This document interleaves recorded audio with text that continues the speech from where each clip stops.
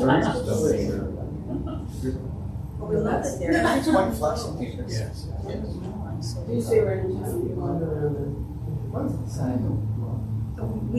We did, we do London, and we did Stratford, and we did Stonehenge. Now Randy's Canterbury and stuff. You know, just here and there, what we haven't seen. Because we only go for one day.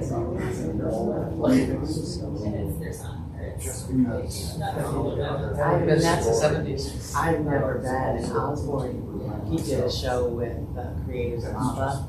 They did Christina the musical. He's been gorgeous. And they did it at Royal Albert Hall. But I was usually I'm like, I'm coming with. But I had to take this $100. I was like, I'm not.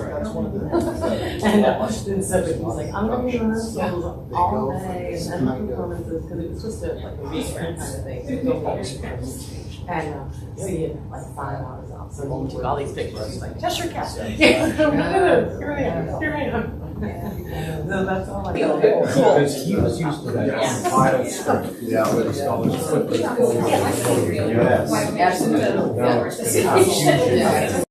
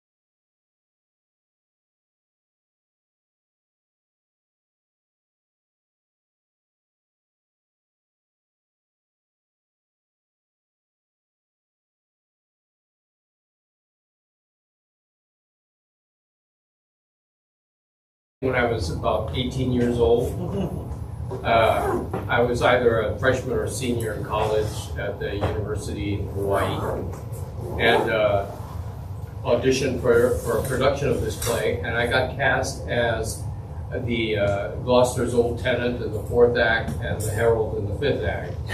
But I was also responsible for flicking the switch for the lightning and grinding the wind sheet off stage during the storm season. So that was my meeting of this play. And it's one that has stayed with me for a very long time. Mainly because before I was cast in that play, I had seen an actor by the name of Morris Karnofsky do Shylock. It set me on my path.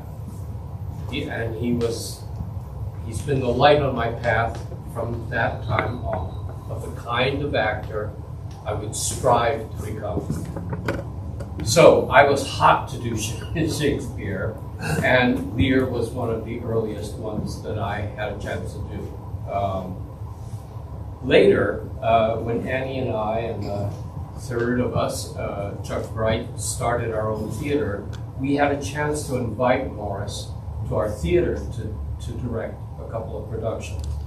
He first directed us in a production of Chekhov's first full-length play, Ivanov, and Jennifer was there, didn't know that. And then a year or two later, we invited him to come back and direct us in Lear. And of course, Morris was famous for his Lear during the 60s. He toured, I think, the country doing Lear and took rave to absolute raves. So what he did was nurture me on my way. And now, at the age I am now, I've been pondering this play for the last maybe 3 or 4 years. But you can ponder only so long in private. You've got to throw your ideas out into the open, test them, see. And he's sick of reading with me.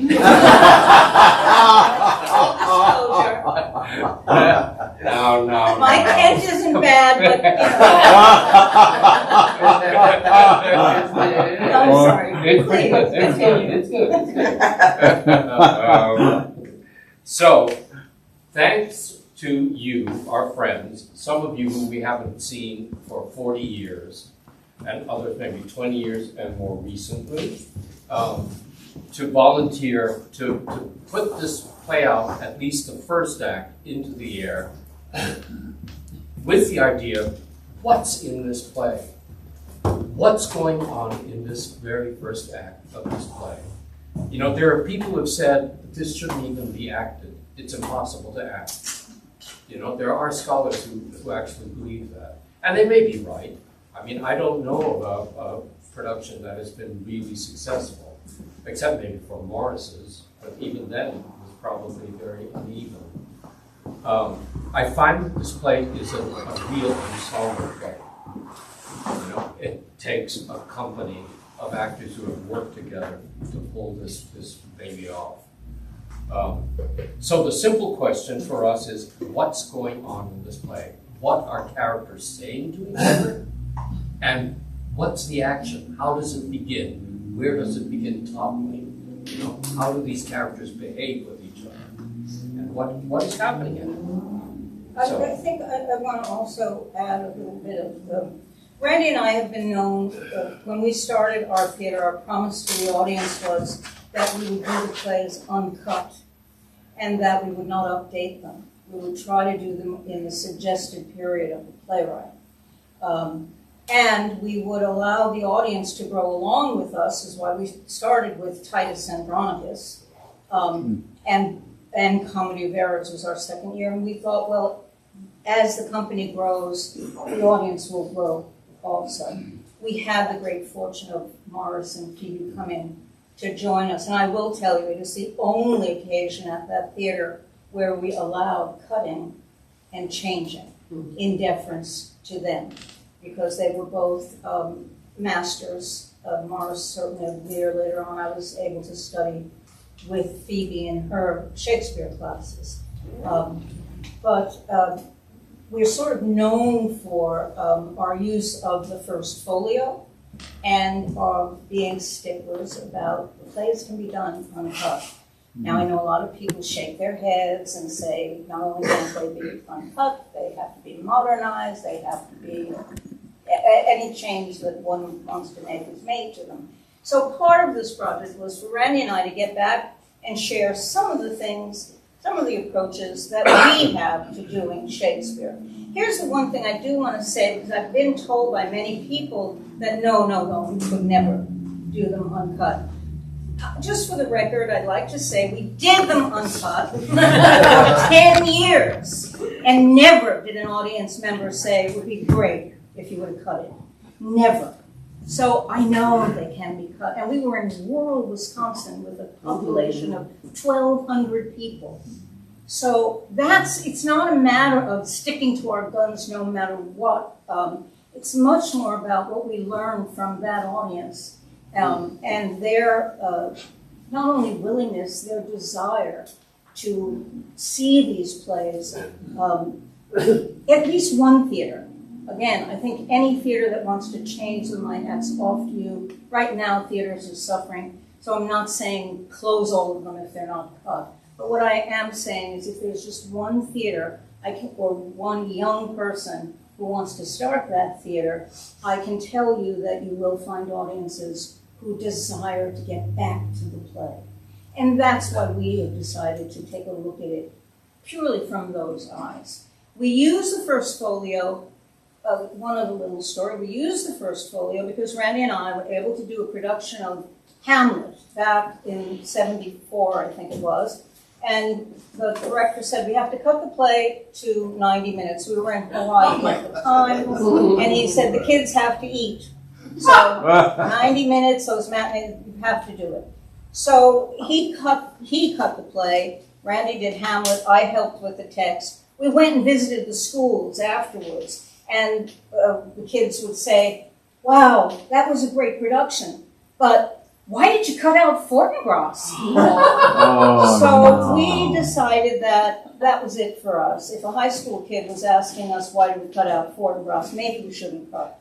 And so we made that decision. George Bernard Shaw said that the reason you shouldn't cut a play is not because it doesn't deserve to be cut, but you may cut the very thing an audience member came to see you handle.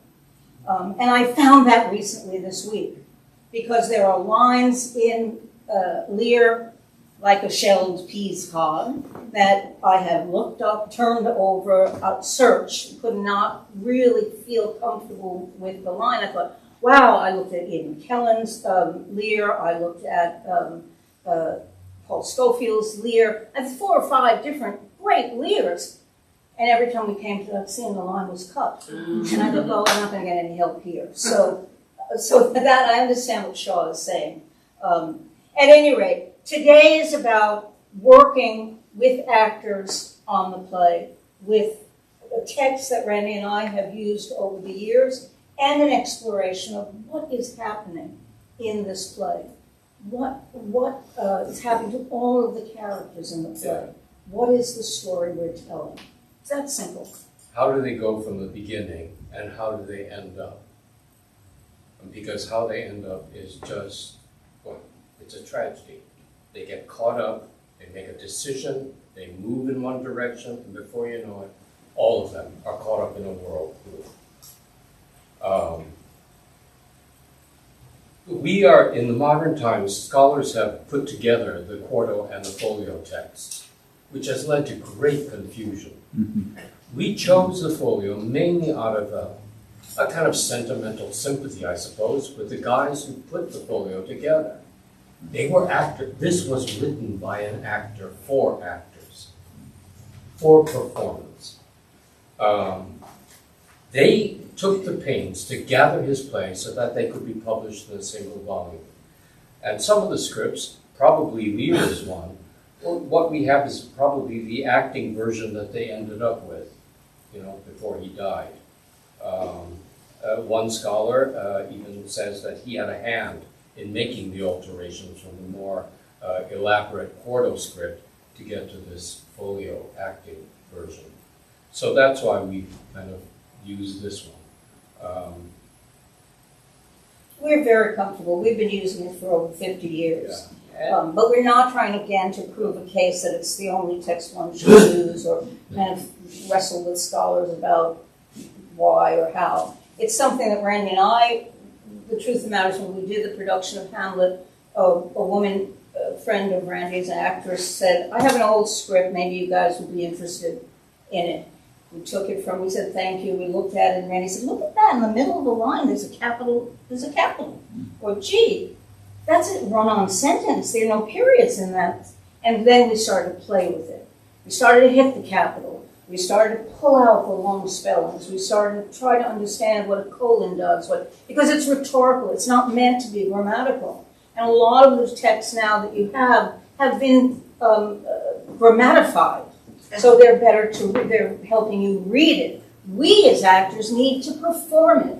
And there are two people that I've relied on over the years. One is Dr. Richard Flatter, who wrote a book called Shakespeare's Producing Hand. He had to translate Hamlet into German and found that there were some words that he couldn't quite get into the German, but the punctuation helped him understand what was happening, and then he could find a German word that he could put in to help with the translation. The other one is Neil Freeman, who wrote a book called Shakespeare's First Texts, and he did a computer study and found the consistencies of the punctuation in the first folio. And he taught classes, I think he's passed away, but he's taught classes all over the world.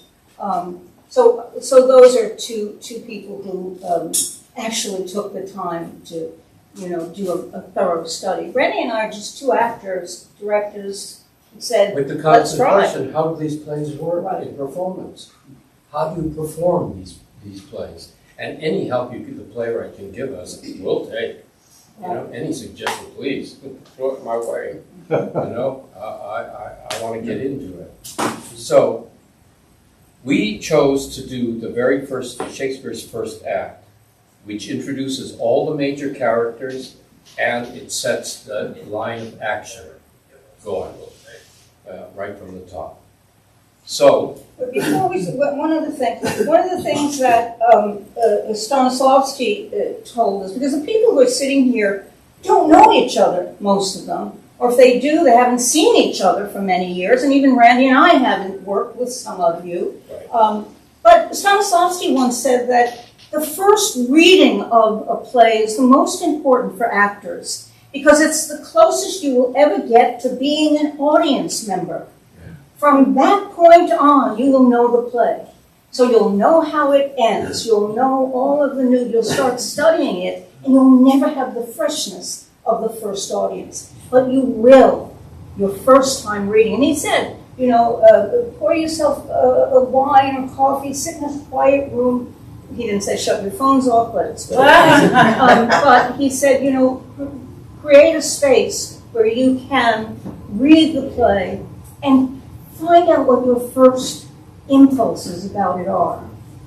What impression does it make on you?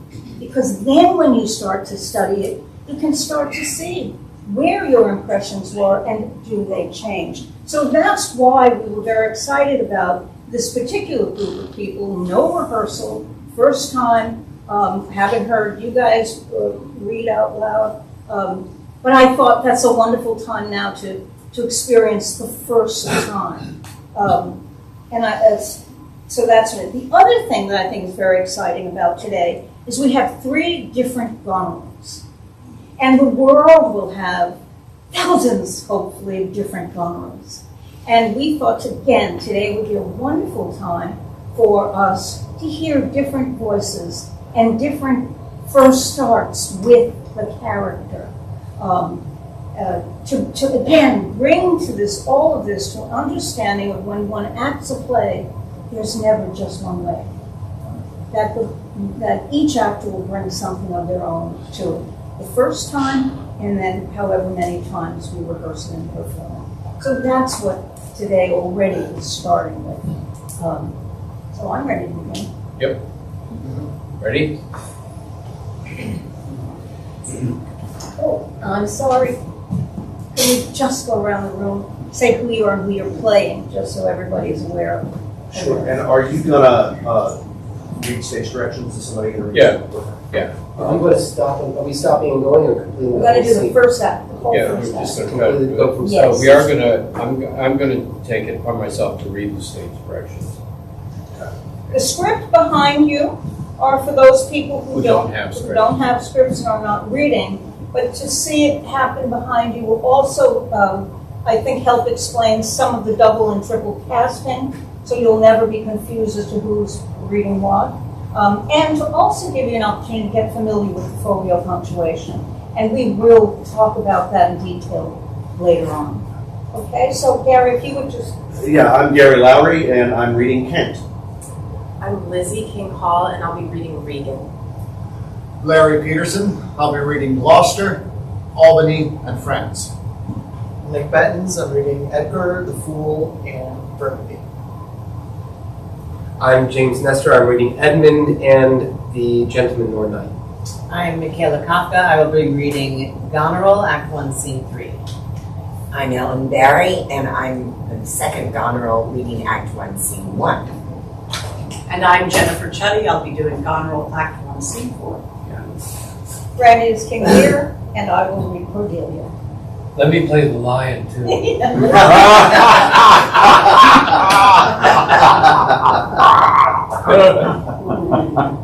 All right. Enter Kent, Gloucester, and Edmund. I thought the king had more affected the Duke of Albany than Cornwall. It did always seem so to us, but now, in the division of the kingdom, it appears not which of the dukes he values most, for qualities are so weighed that curiosity in neither can make choice of either's more than you. Is this not your son, my lord? His breeding, sir, hath been at my charge. I have so often blushed to acknowledge him that now I'm praised to it. I cannot conceive. Sir, this young fellow's mother could, whereupon she grew round wool, and had indeed, sir, a son for her cradle, though she had a husband for her bed. You smell fault? I cannot wish the fault undone. The issue of it being so proper. But I have a son, sir, by order of law, some year older than this, who yet is no dearer in my account. Though this knave came something saucily to the world before he was sent for, yet was his mother fair. There was good sport at his making, and the horseman must be acknowledged. Do you know this noble gentleman, Edmund? No, my lord. My lord of Kent. Remember him hereafter as my honorable friend. My services to your lordship. I just love you and soon to know you better. Sir, I shall study deserving. He's been out 9 years, and away he shall again. The king is coming. Senate, which is an extended flourish. Enter King Lear, Cornwall, Albany, Goneril, Regan, Cordelia, and attendants. Attend the lords of France and Burgundy, Gloucester. I shall, my lord. Meantime, we shall express our darker purpose. Give me the map there. Know that we have divided in three our kingdom. It is our fast intent to shake all cares and business from our age, conferring them on younger strengths, while we, unburdened, crawl toward death. Our son of Cornwall, and you are no less loving son of Albany, we have this hour a constant will to publish our daughter's several dowers, that future strife may be prevented now. The princes, France and Burgundy, great rivals in our youngest daughter's love, long in our court have made their amorous sojourn, and here are to be answered.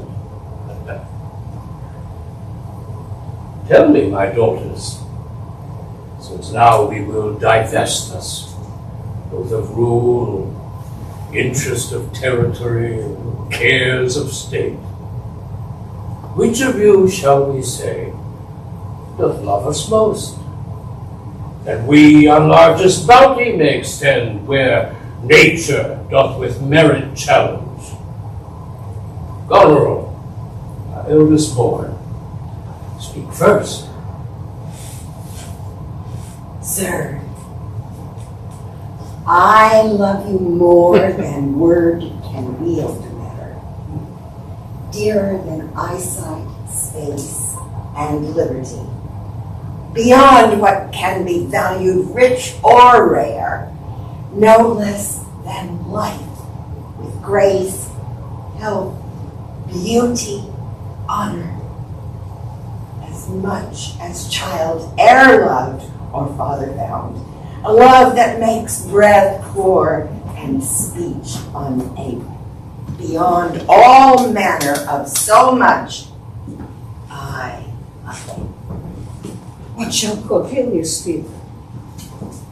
Love and be silent.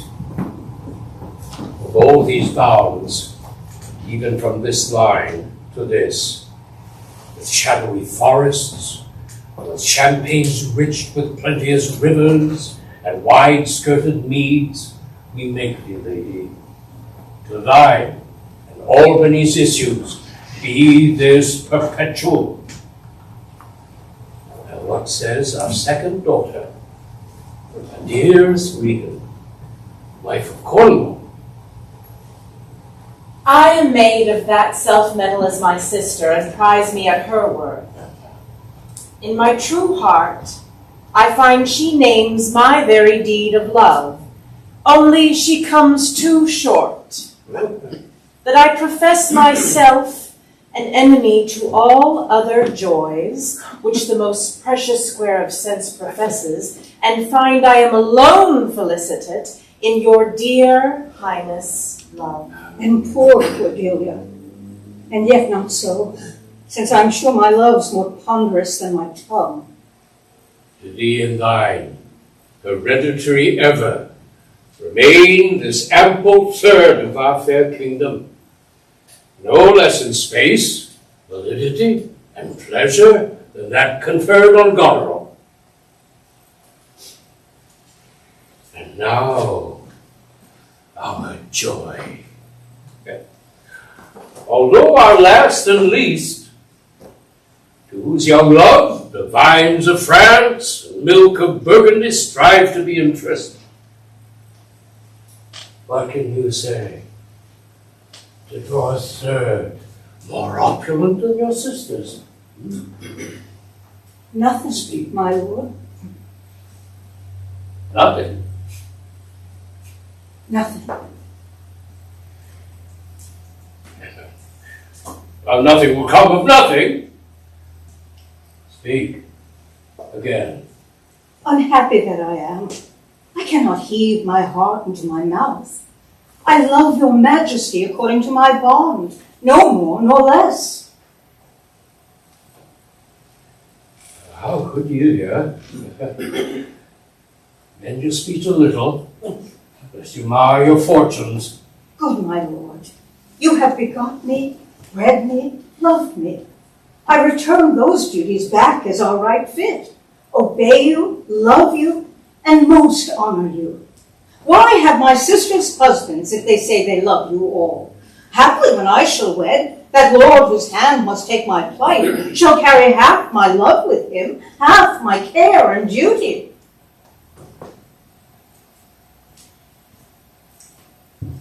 Sure I shall not.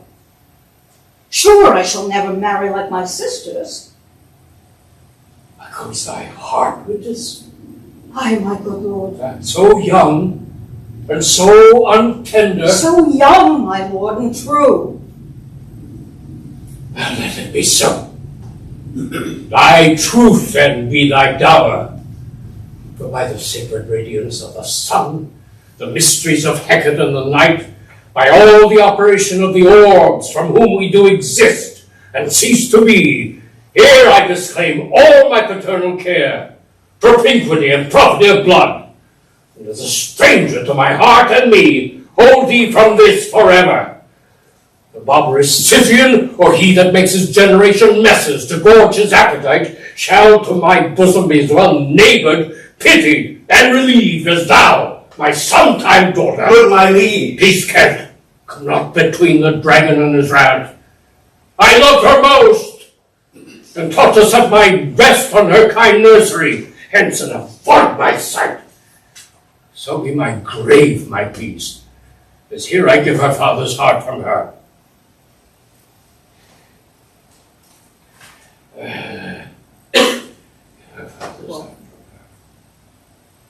Call France.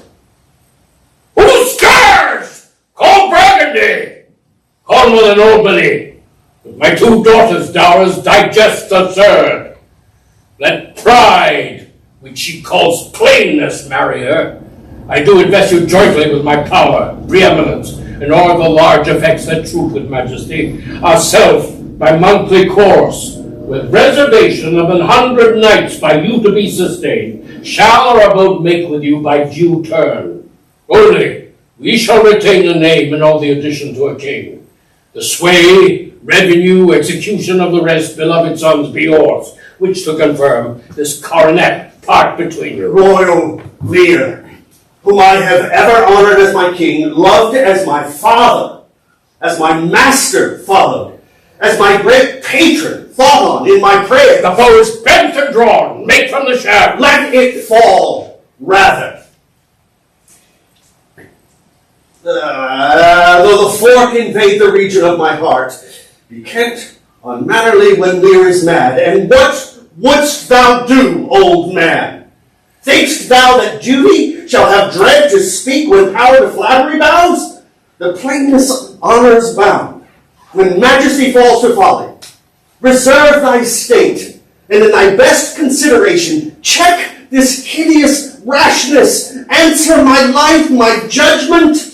That thy youngest daughter does not love thee least, nor are those empty-hearted whose low sounds reverb no hollowness. And on thy life no more. My life I never held but as a pawn to wage against thine enemies.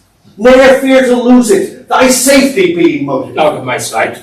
See better, Lear, and let me still remain the true blank of thine eye. Now by Apollo! Now by Apollo, king, thou swear'st thy gods in vain. Fatal miscreant! Dear sir, forbear. Kill thy physician, and thy fee bestow upon the foul disease. Revoke thy gift, or whilst I can prevent clamor from my throat, I'll tell thee, thou dost evil. Hear me, recreant, and thine allegiance, hear me.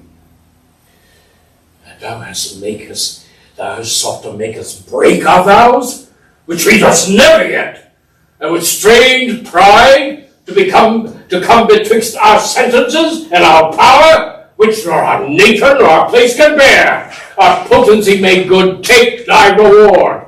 5 days we do allot thee for provision to shield thee from disasters of the world, and on the 6th to turn thy hated back upon our kingdom. If on the 10th day following thy banished trunk be found in our dominions, the moment is thy death. Away! By Jupiter, it shall not be revoked. Fare thee well, king. Sith thus thou wilt appear, freedom lies hence, and banishment is here. The gods to thee, dear shelter, take thee aid, that justly think'st, and hast most rightly said. As your large speeches may your deeds approve, that good effects may spring from words of love. Thus, Kent, O princes, bid you all adieu. He'll shape his old course in a country new. Flourish, enter Gloucester with France and Burgundy and attendants. Yes, France and Burgundy, my noble lord. My lord of Burgundy, the first address toward you, who with this king have rivaled for our daughter. What in the least will you require in present dower with her, or cease your quest of love? Most royal majesty, I I crave no more than hath your highness offered, nor will you tender less. Right noble Burgundy, when she was dear to us, we did hold her so. But now her price has fallen. Sir, there she stands, wrought within that little seeming substance, or all of it without displeasure peace may fitly like your grace. She's there, and she's yours. I know no answer. Will you, with those infirmities she owes, unfriended, new adopted to our hate, and dowered with our curse, and strangered with our oath, take her or leave her? Pardon me, royal sir. Election makes not up in such conditions. Ah, then leave her, sir. For by the power that made me, I tell you all her wealth. For you, great king, I will not from your love make such a strait to match you where I hate. Therefore beseech you to turn your liking a more worthier way. And on her wretch, whom nature is ashamed almost to acknowledge hers. This is most strange. That she, whom even but now, was your object, the argument of your praise, balm of your age, the best, the dearest, should in this trice of time commit a thing so monstrous, to dismantle so many folds of favor. Sure, her offense must be of such unnatural degree that monsters it, or your forevouched affection fall into a taint, which to believe of her must be a faith that reason without miracle should never plant in me. I beseech your majesty, if for I want that glib and oily art, to speak and purpose not, since what I will intend, I'll do it before I speak, that you make known, it is no vicious plot, murder or foulness, no unchaste action or dishonored step, that hath deprived me of your grace and favor, but even for want of that for which I am richer, a still soliciting eye and such a tongue, that I am glad I have not, though not to have it, hath lost me in your liking. Better thou hadst not been born, than not to have pleased me better. Is it but this? A tardiness in nature, which often leaves the history unspoke that it intends to do? My lord of Burgundy, what say you to this lady? Love's not love when it is mingled with regards, that stands aloof from the entire point. Will you have her? She is herself the dowry. Royal king, give but that portion which yourself proposed, and here I take Cordelia by the hand, Duchess of Burgundy. Nothing. I have sworn. I am firm. I'm sorry then that you have so lost a father, that you must also lose a husband. Peace be with Burgundy, since that respect and fortunes are his love. I shall not be his wife. Fairest Cordelia, thou art most rich, being poor, most choice, forsaken, and most loved, despised. Thee and thy virtues here I seize upon. Yet lawful I take up what's cast away. Gods, 'tis strange that from their coldest neglect my love should kindle so inflamed respect. Thy dowerless daughter, king, thrown to my chance, is queen of us, ours, and our fair friends. Not all the dukes of waterish Burgundy can buy this unprized precious maid of me. Bid them farewell, Cordelia. Though unkind, thou losest here a better where to find. Thou hadst her, friends.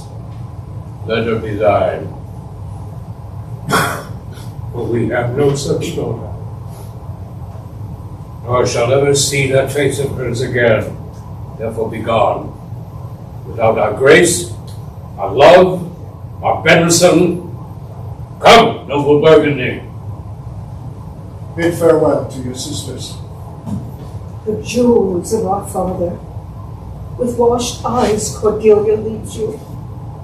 I know you what you are, and like a sister am most loath to call your faults as they are named. Love well our father, to your professed bosoms I commit him. But yet alas, stood I within his grace, I would prefer him to a better place. So farewell to you both. Prescribe not us our duty. Let your study be to content your Lord, who hath received you as fortune's alms you have obedience scanted, and well are worth the want that you have wanted. Time shall unfold what plighted cunning hides. Who covers faults, at last with shame derives. Well may you prosper. Come, my fair Cordelia. Sister, it's not little I have to say of what most nearly appertains to us both. I think our father will hence tonight. That's most certain, and with you, next month with us. See how full of changes his age is. The observation we have made of it has been little. We've always loved our sister most. What poor judgment he hath now cast her off appears too grossly. 'Tis the infirmity of his age, yet he hath ever been but slenderly known The himself. best and soundest of his time hath been but rash. Then we must look from his age to receive not alone the imperfection of long ingraft condition, but therewithal that unruly waywardness and infirm and choleric years bring with them. Such unconstant starts are we like to have from him as this of Kent's banishment. There's further compliment of leave to eat between him, France, and him. Pray, let us sit together. If our father carry authority with such disposition as he bears, this last surrender of his will but offend us. We shall think further of it. We must do something, and in the heat. Andrew Nelson.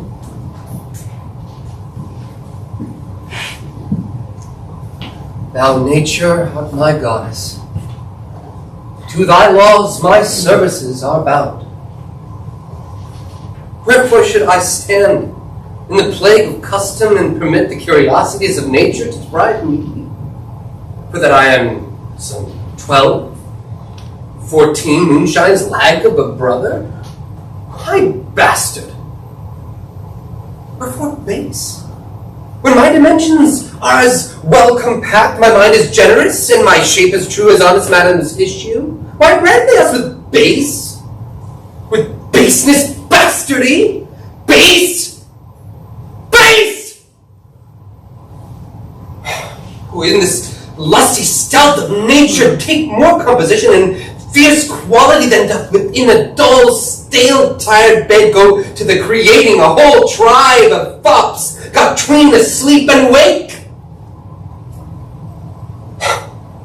Well, then, legitimate anchor. I must have your land. Our father's love is to the bastard Edmund as to the legitimate. Fine word, legitimate.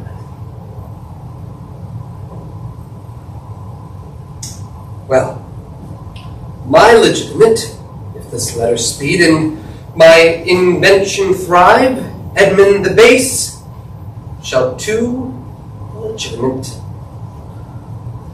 I grow. I prosper. Now, gods, stand up for bastards. Enter Gloucester.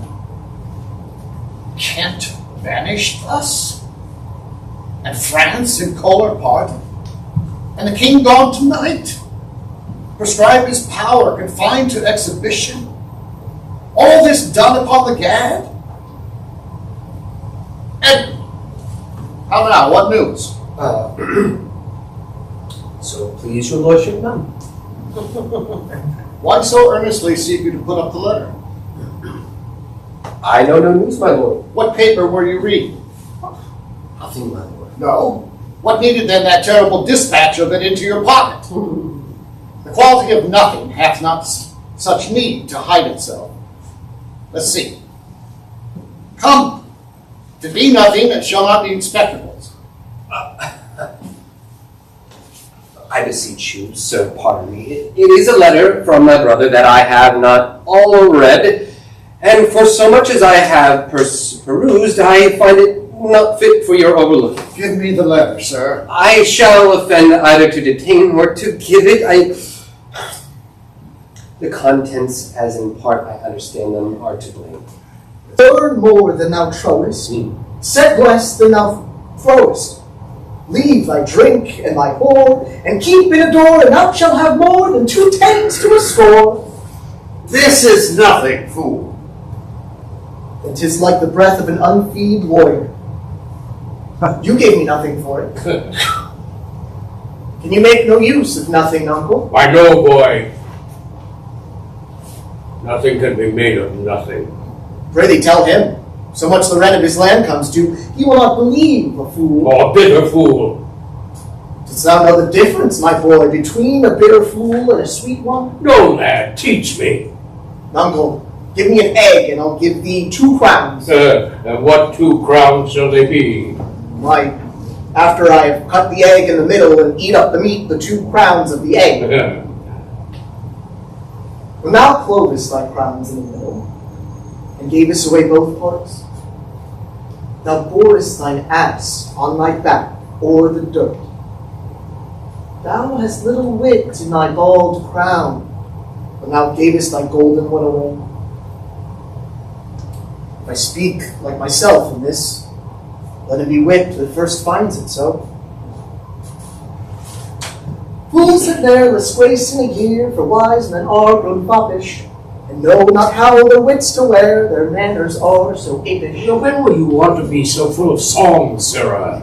I have used it, uncle, ere since thou madest thy daughters thy mothers. When thou gavest them the rod, and putst down thine own breeches, then they for sudden joy did weep, and I for sorrow sung, that such a king could play Bo Peep, and go the fool among. Oh, prithee, uncle, keep a schoolmaster that can teach a fool to lie. I would fain learn to lie. No, and you lie, sirrah. We'll have you whipped. I marvel what king thou and thy daughters are. They'll have me whipped for speaking true. Thou will have me whipped for lying, and sometimes I am whipped for holding my peace. I'd rather be any kind of thing than a fool. And yet I would not be thee, uncle. Thou hast pared thy wit of both sides, and left nothing in the middle. Here comes one of the parents. How now, daughter? Oh, what makes that frontlet on? You're too much of late in the frown. Thou wast a pretty fellow when thou hadst no need to care for her frowning. Now thou art an O without a figure. I am better than thou art. I'm a fool. Thou art nothing. Yes, forsooth, I will hold my tongue, so your face bids me. Though you say nothing. Mum, mum, he that keeps no crust, not crumb, weary of all, shall want some. There's a shell peace cup. Not only, sir, this, your all-licensed fool, but other of your insolent retinue do hourly carp and quarrel, breaking forth in rank, and not to be endured. Riots, sir! I had thought by making this well known unto you to have found a safe redress, but now grow fearful by what yourself too late have spoken done, that you protect this course and put it on by your allowance, which if you should, the fault would not scape censure, nor the redress is sleep, which in the tender of a wholesome weal, mighty in their working do you that offence, which else were shame, that then necessity will call discreet proceeding. For you know, uncle, the hedge sparrow fed the cuckoo so long that it's had its head bit off by it young. So out went the candle, and we were all left darkling. Are you a daughter? I would you make use of your good wisdom, whereof I know you are fraught. and put away these dispositions which of late transport you from what you rightly are. May not an ass know when the cart draws the horse? Whoop, Jug, I love thee. Does any here know me? Huh? This is not Lear. Does Lear walk thus? Speak thus? Where are his eyes? Either his notion weakens, his discernings are lethargy. Waking? Oh, 'tis not so. Who is it that can tell me who I am? Lear's shadow. Your name, fair gentlewoman. This admiration, sir, is much o'er the saucer. Of your other new pranks, I do beseech you to understand my purposes aright. As you are old and reverend, should be wise. Here do you keep 100 knights and squires, men so disordered, so debauched and bold, that this our court, infected with their manners, shows like a riotous inn. Epicurism and lust makes it more like a tavern or a brothel than a graced palace. The shame itself doth speak for instant remedy. Be then desired by her that else will take the things she begs. A little to disquantity your train, and the remainders that shall depend to be such men as may besort your age, which know themselves and you. Darkness and devils! Saddle my horses! Call my train together! Degenerate bastard! I'll not trouble thee. Yet have I left a daughter. You strike my people, and your disordered rabble make servants of their betters. Bold and too late repents. Is it your will? Speak, sir. Prepare my horses. Ingratitude! Thou marble-hearted fiend, more hideous when thou showest thee in a child than in the sea monster. Pray, sir, be patient. Detested cunt! Thou liest! My men, my train, are men of choice and rarest parts, that all particulars of duty know, and in the most exact regard support the worships of their name. Small fault. How ugly did Southern Cordelia show, which like an engine wrenched my frame of nature from the fixed place, drew from my heart all love, and added to the gall. Oh, Lear, beat at that gate that let thy folly in and thy dear judgment out. Go, my people.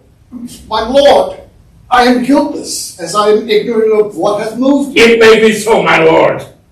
Here, nature. Here, dear goddess, here. Suspend thy purpose, if thou didst intend to make this creature fruitful. Into her womb convey sterility. Dry up in her the organs of increase, and from her delicate body never spring a babe to honor her. If she must teem, create her child of spleen, that it may live and be athwart this nature torment to her. Let it stamp wrinkles in her brow of youth, with cadent tears fret channels in her cheeks, turn all her mother's pains and benefits to laughter and content, that she may feel how sharper than a serpent's tooth it is to have a thankless child. Away! Away! Oh, gods that we adore, whereof comes this? Never afflict yourself to know more of it, but let his disposition have that scope, as dotage gives. What? 50 of my followers and a clap! Within a fortnight! What's the matter, sir? I'll tell thee! Life and death! I'm ashamed that I was bound to shake my manhood thus, that these hot tears which break from me perforce should make thee work them.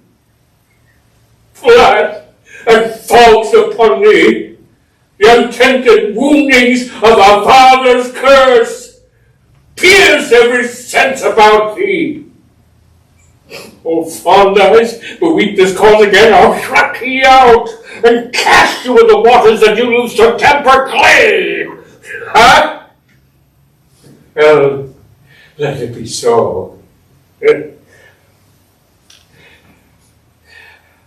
I have another daughter, who I'm sure is kind and comfortable. When she shall hear this of thee, with her nails shall flay thy wolfish visage. Thou shalt find that I'll resume the shape which thou dost think I have cast off forever. Do you mark that? I cannot be so partial, Goneril, to the great love I bear you. Pray you content. What Oswald Ho?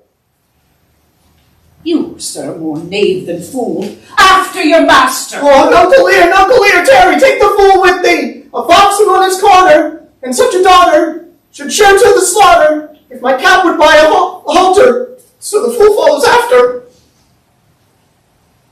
This man hath had good counsel. 100 knights! 'Tis politic and safe to let him keep at point 100 knights.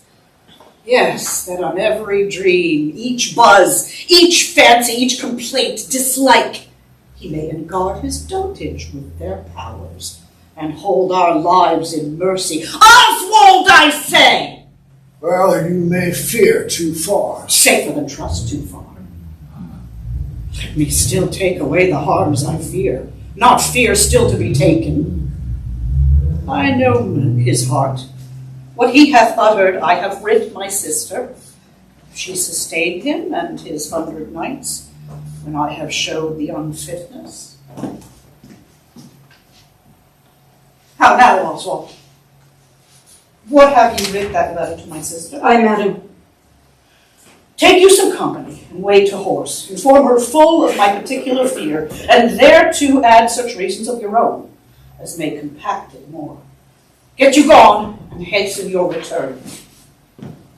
No, my lord, this milky gentleness and course of yours that I condemn not. Yet under pardon you are much more a task for want of wisdom than praised for harmful violence. How far your eyes may pierce, I cannot tell. Striving to better, oft we mar what's well. Nay then. Well, the event. And to Lear can't settle the fool. Go you before to Gloucester with these letters. Acquaint my daughter no further with anything you know than comes from her demand out of the letter. Well, if your diligence be not speedy, I shall be there for you. I will not sleep, my lord, till I have delivered your letter.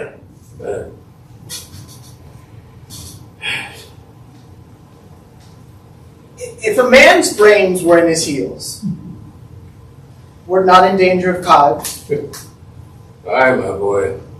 then I prithee be married. I would shall not go slipshod.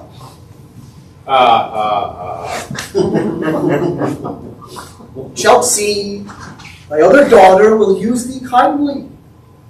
For though she's as like this as a crab's like an apple, yet I can tell what I can tell. What canst tell, boy?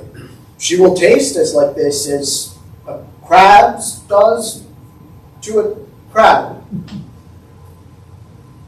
Thou canst tell why one's nose stands in the middle of one's face? No. Why, to keep one's eyes of either side's nose. That what a man cannot smell out, he may spy into. I did her wrong. Canst tell how an oyster makes his shell? No. No, nor I neither. But I can tell why a snail has a house. Why? Why, to put his head in. Not to give it away to his daughters and leave his horns without a case.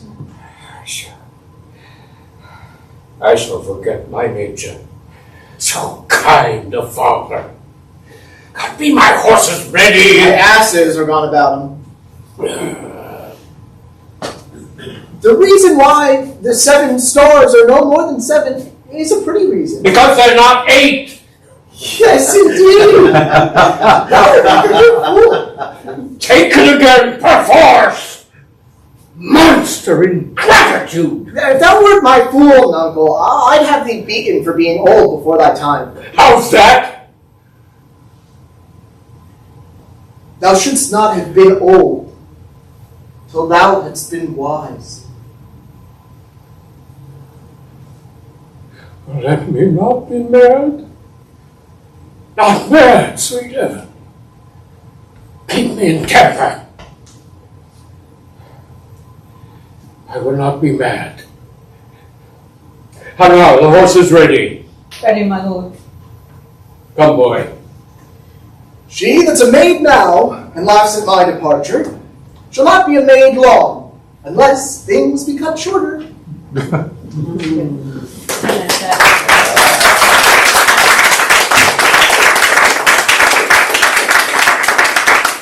So many questions. I know. A lot of questions. We open on Thursday. Let's take a little break, yeah? And then come back and start our discussion. Wow. Okay.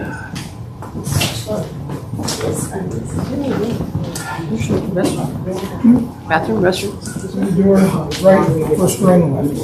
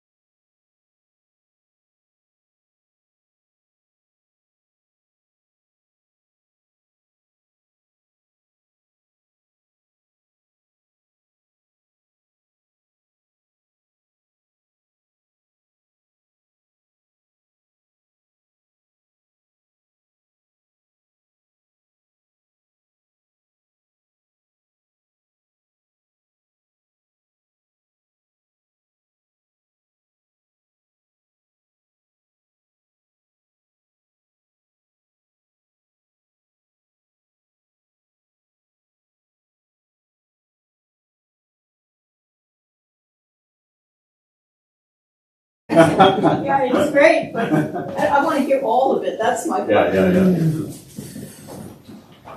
Hey. That was quick. How long did it take to do that? What? Do you know? Was it about an hour? Yeah. I'll have to time the next one. That's what I'm timing. Yeah. Well. I'm not joining you down. You know, you proceeded apace.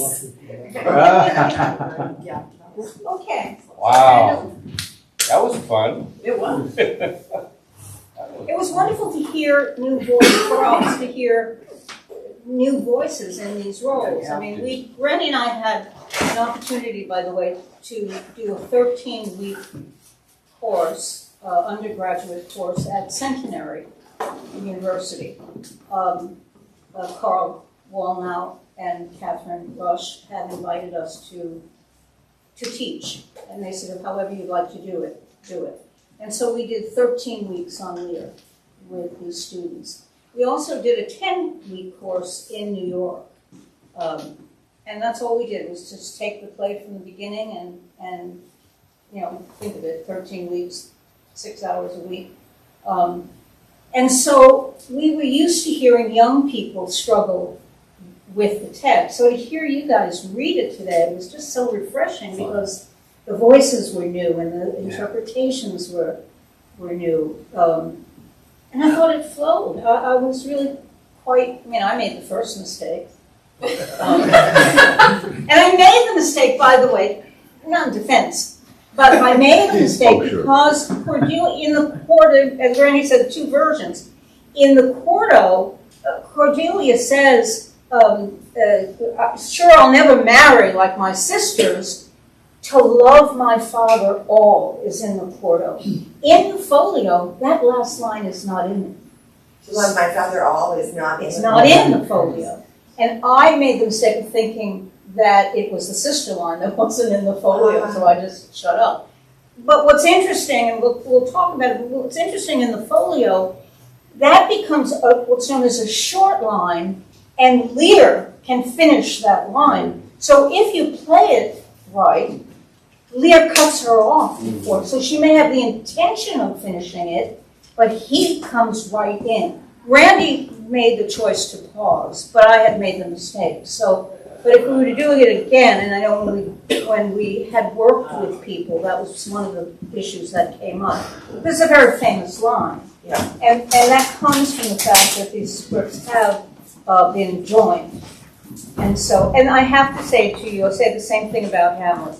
Because when we did Hamlet, we did it uncut, but we did the folio. You can't help to look at it. When you look at the Quarto version of either play, you can fall in love with passages and think, it's not in the folio. But once you make the choice, for us, once we made the choice, we thought, let's stick to it, because now we're going to arbitrarily pluck out those we like, those speeches that we like, and those that we don't. And we wanted to explore, does the text stand on its own as a folio? And I think if you don't know the Quarto, it does. If you know the Quarto, I think there are times that you feel like, gosh, I wish that. But not in that passage, because I think it has the subtext of why are you married if you love him 100%? Yes, that's right. Can you explain, can you remind us, Annie, when we hear what a Quarto is, you're saying that there's more that got cut, there's a version, when I see the Q and the F on and on through my big, thick Arden one, what do you mean there's a Quarto somewhere that we're not doing? What I mean is that the folio was put together from 2 actors of Shakespeare's company after he died. So the folio is 1623. The Quarto is produced, published in his lifetime. And what we've learned of And they're single plays. single plays, that's One right. at a time. And quite often, depending on the play, there would be 4 or 5 different Quarto versions that publishers would put out, and they would all be different. How did they end up so different? Some are pirated editions. Some who went to the play and listened to it and wrote it down from memory. Different players that were playing it. I mean, each theater had its own they would like go pick up other plays and do their own version of that particular And play. isn't it true, correct me if I'm wrong, that actors didn't receive an entire script? You Right. got your cue line and your lines. That's right. That's right. That And part I know. Yes. so Sides. that can Yeah. mess things up too. That's why they call them roles, because they were on a roll. That's right, that's right. They were on a roll, Oh but my the gosh, actor cool. would literally go like that, and and it's very interesting. Sorry, I hope you don't mind. no, It's no. very interesting because sometimes there are lines that are repeated or overlap, and I have discovered that when I was playing the old-fashioned cues roles like that sometimes I would come in, or the other actor would come in as I'm saying my line. And so it was fascinating because the lines were smacking into each other, much like a Namit play today is written, where someone is overlapping their lines and smacking their lines, and oh wait, I came in early. But the fact is that they're coming in early, and then they jump in with that line, just like you were talking about, where he cuts her off. There may be another line there that is similar enough that Lear, hearing that, would come in during the rehearsal. They only have one. And then Dr. Flatter, by the way, has a little Talks about chapter that, in yeah. that book Yeah. about overlapping. Oh, that's great. And what he does is he shows you how one line does not sound like the answer to the line that came before it. And yet the character has it and keeps speaking. So what he does is he shows you, I think it's Macbeth plays that he's talking about. I'd have to go back over it. But he shows you this overlapping that happens, which is very, very exciting. I mean, we all talk about, or people are so terrified how long Shakespeare is. But I think delivery has a lot to do with that. And I think coming in, with you on those cues. I've worked with somebody from England who did only that with the strokes. That's what she did. She handed out your part and your cue, and she had these students play it that way, not the full text. It was amazing. Number one, they concentrated like nobody's business because they had to listen to when their cue was coming. Number two, they didn't dwell on everybody else's lines. They had their lines, and you felt that, okay, I'm going to have to get in here now because that's what my cue is to be there. So it actually sped up a lot of what was happening in the play. You're listening more carefully, Yeah. much more carefully. Yeah. So Annie, is that where the concept of scansion coming in? I mean, where you can, somebody jumps on a line that's not fully iambic. A short line, and then you decided to finish it. And here's where, and again, I have to say to you, scansion, and I think this is true of many actors, we learn it to the degree that it teaches us something about acting it. I don't know it well enough to teach it to anyone. I do know, I had a student who came to me and she said, I have to scan this. Will you scan this for me? And what I do, somebody said to me, is that you're the kind of person who doesn't know anything, but then you make it your business to learn the thing in 2 days. That's kind of my knowledge of scansion. But what I did find about what I did learn was the idea of a short line. If a normal line has 10 beats, somebody has 4 beats, let's say. We'll show it to you in the text because you'll see it happens here. If I have the six beats and finish that, I can come right in and we come together on that. We make one full line together, all right? Now look at Cordelia for a minute. Nothing, my lord. You have 2 beats. Nothing, my lord. I mean, 4. Nothing, my lord. Is that right? Yeah. Oh, okay, wonderful. Okay, nothing, my lord. Now, it can be nothing, my lord, nothing, nothing. Right. Oh, okay? However, if you leave the space there, you have an opportunity for attention to build. Nothing, my lord. Lear has to take that in. Did she really say that? Nothing. I have to now repeat it in front of the man that I know is not going to like it. And take those 4 beats. Nothing. So we have an opportunity as actors to build attention. I never throw any of it out until I've played with it a little bit to see which one fits more suitably to the circumstance. But again, it's going to be choice, guys.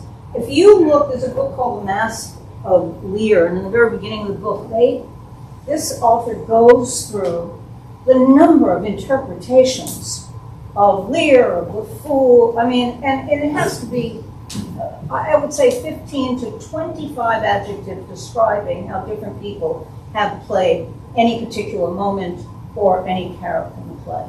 So for you to say, this is it no matter what, I think you're out of your mind. I think it's a lifetime. Randy and I studied Hamlet 14 years before we produced our first Hamlet.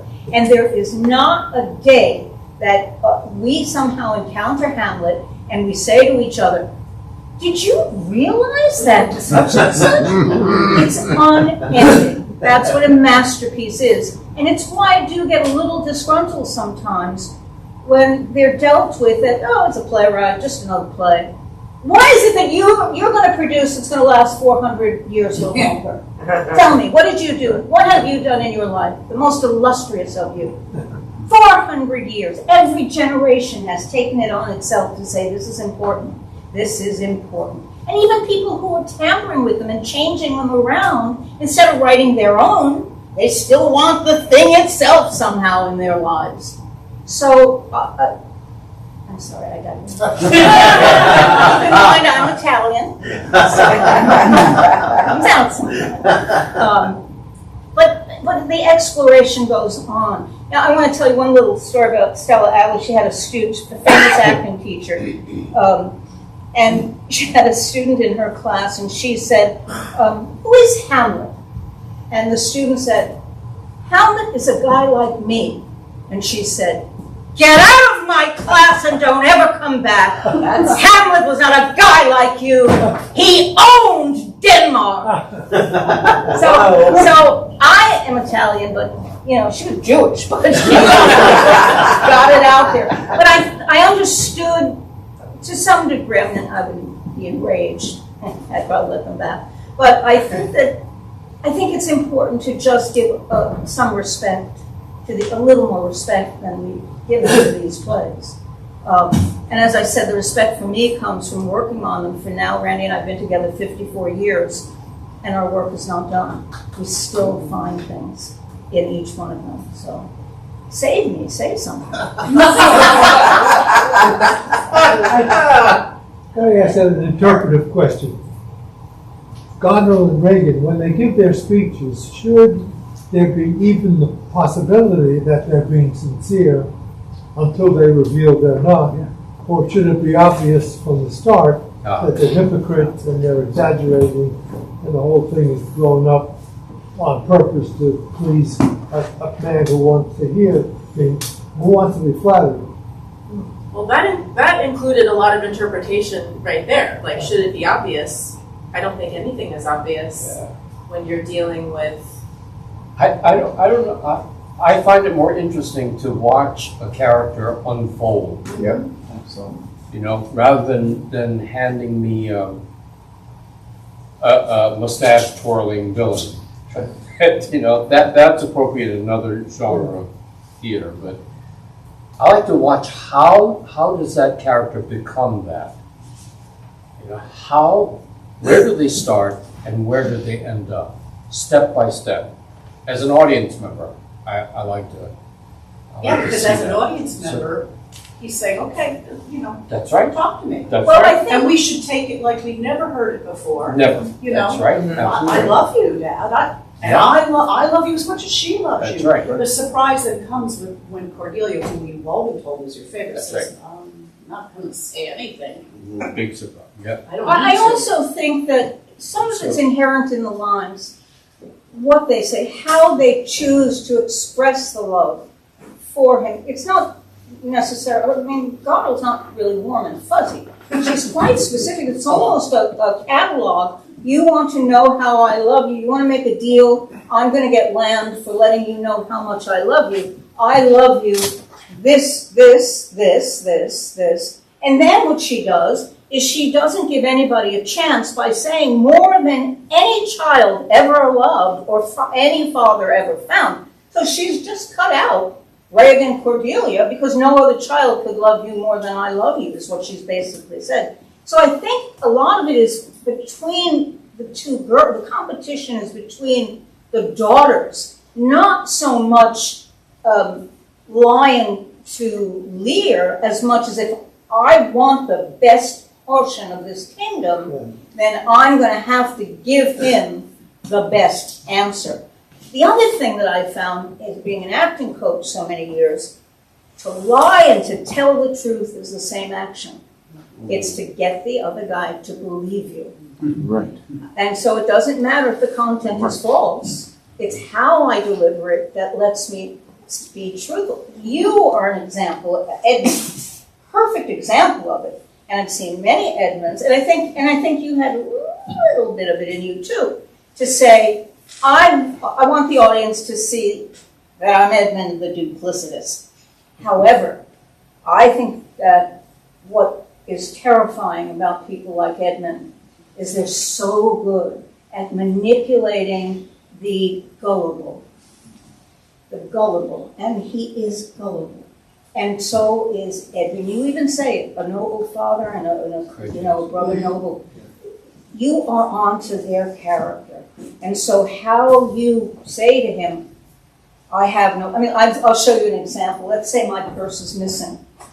And I say, or let's say Catherine's purse is missing. And Catherine says, I can't find my purse. And I say, oh, Catherine, your purse is missing? Or do I say, oh my God, did you leave it next to, do you know? I saw Ellis with. I have the bag, I stole the bag, but what I have to do is convince Catherine that Ellis did. So, and I can only do that by understanding the truth, by doing it truthfully. So I don't think at this stage of the game, although I do think, the more I look at what they say, because when Reagan says, I am made of that same metal as and prize me at her worth, that she's saying, I'm worth the kingdom that you're going to, they both talk in a way, the content both talk in a way that fit the request, which is who loves me most gets a payoff here. Very transactional. Well, now that brings up another question, and that question is, does one sell a kingdom? Is that enough when you're choosing who's going to rule? Is that enough? That you're not going to base it on anything other than how much each one of them loves him? They're not being hypocritical, they're just being smart. Now, here's another, as you say that, is what I love about it. Shakespeare holds a mirror to nature. And he says, you think they're duplicitous. You think they're being smart. And everybody in the audience gets an opportunity to have that mirror and look into what would I do with that? That's exactly right. Because I will tell you for myself, I've had this. When I did this play, I used to write cards to my dad, and I used to put all my love. And I took all out. Because I felt, even though when I was putting all my love, I did it lovingly, but all of a sudden it took on a whole different meaning. And the meaning it took was when I moved away, and my father said to me, who do you love more? Me, us, your family, or Randy? And I said, don't ask, because you may not like the answer. So in that moment, am I Cordelia? And, it's not a matter of, it's a matter of forcing an audience to feel, to think, to weigh out, but you need to give the audience that privilege. I fear today, many times in the theater, we want to tell you how to feel, what to see, what to think.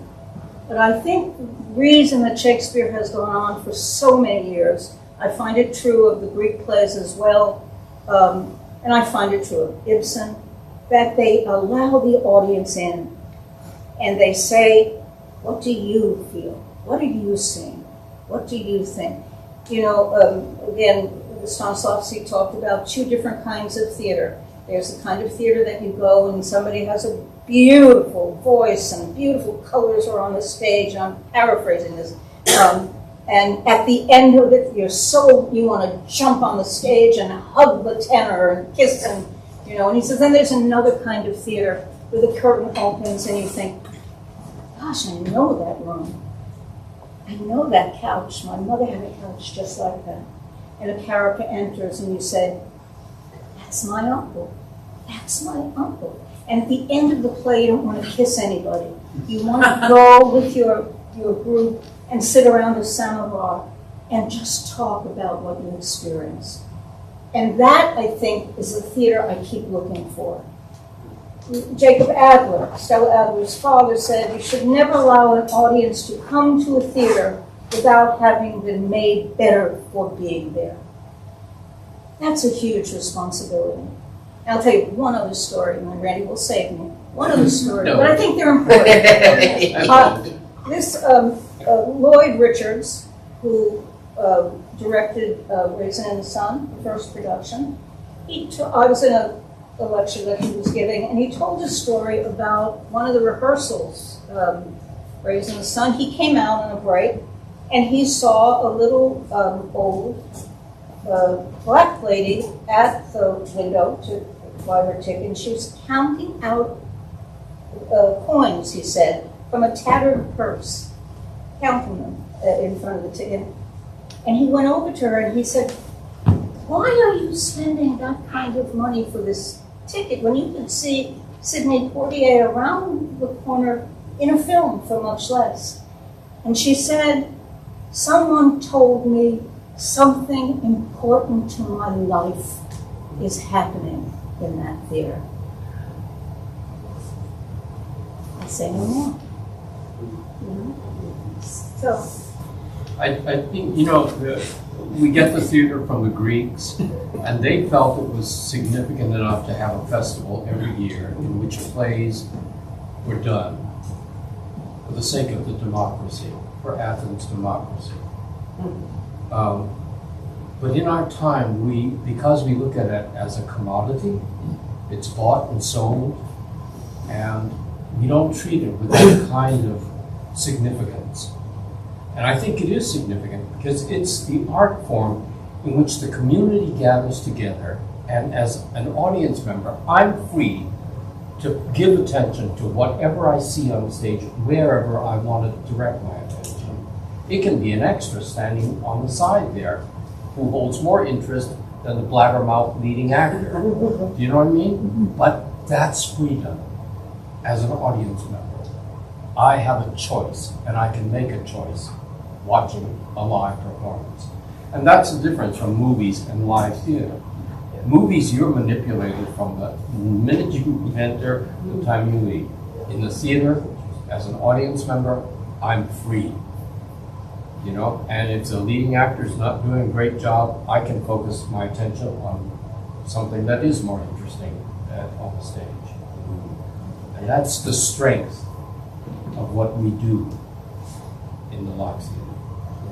And I'm very much afraid that we don't remind potential audiences of that difference nearly often enough, because it is a radically different experience to be in an audience where, as you say, community is created. I read someplace that some scientists somehow found out that audiences at a theatrical event, their heartbeats become synchronized, which is amazing. That's amazing. It's great. And wow, we don't, did you see the movie of such and such? No, I saw the play. It's not the same thing. Sure. And we are losing, I think, lots of us are losing our appreciation for the difference because the two-dimensional experience is everywhere. Yeah. Boy, aren't there movies that... I'm just thinking of the movie that I was watching last night, but I think was the same thing. It would move anybody and take them in. Sure. because of the quality of the, I'll say the movie, Once Upon a Time in the West, directed by Sergio Leone. Right. I think that movie and what he does with the camera, with those actors, and what he comes out of it is his extraordinary contribution, and I don't think you could do that in the theater.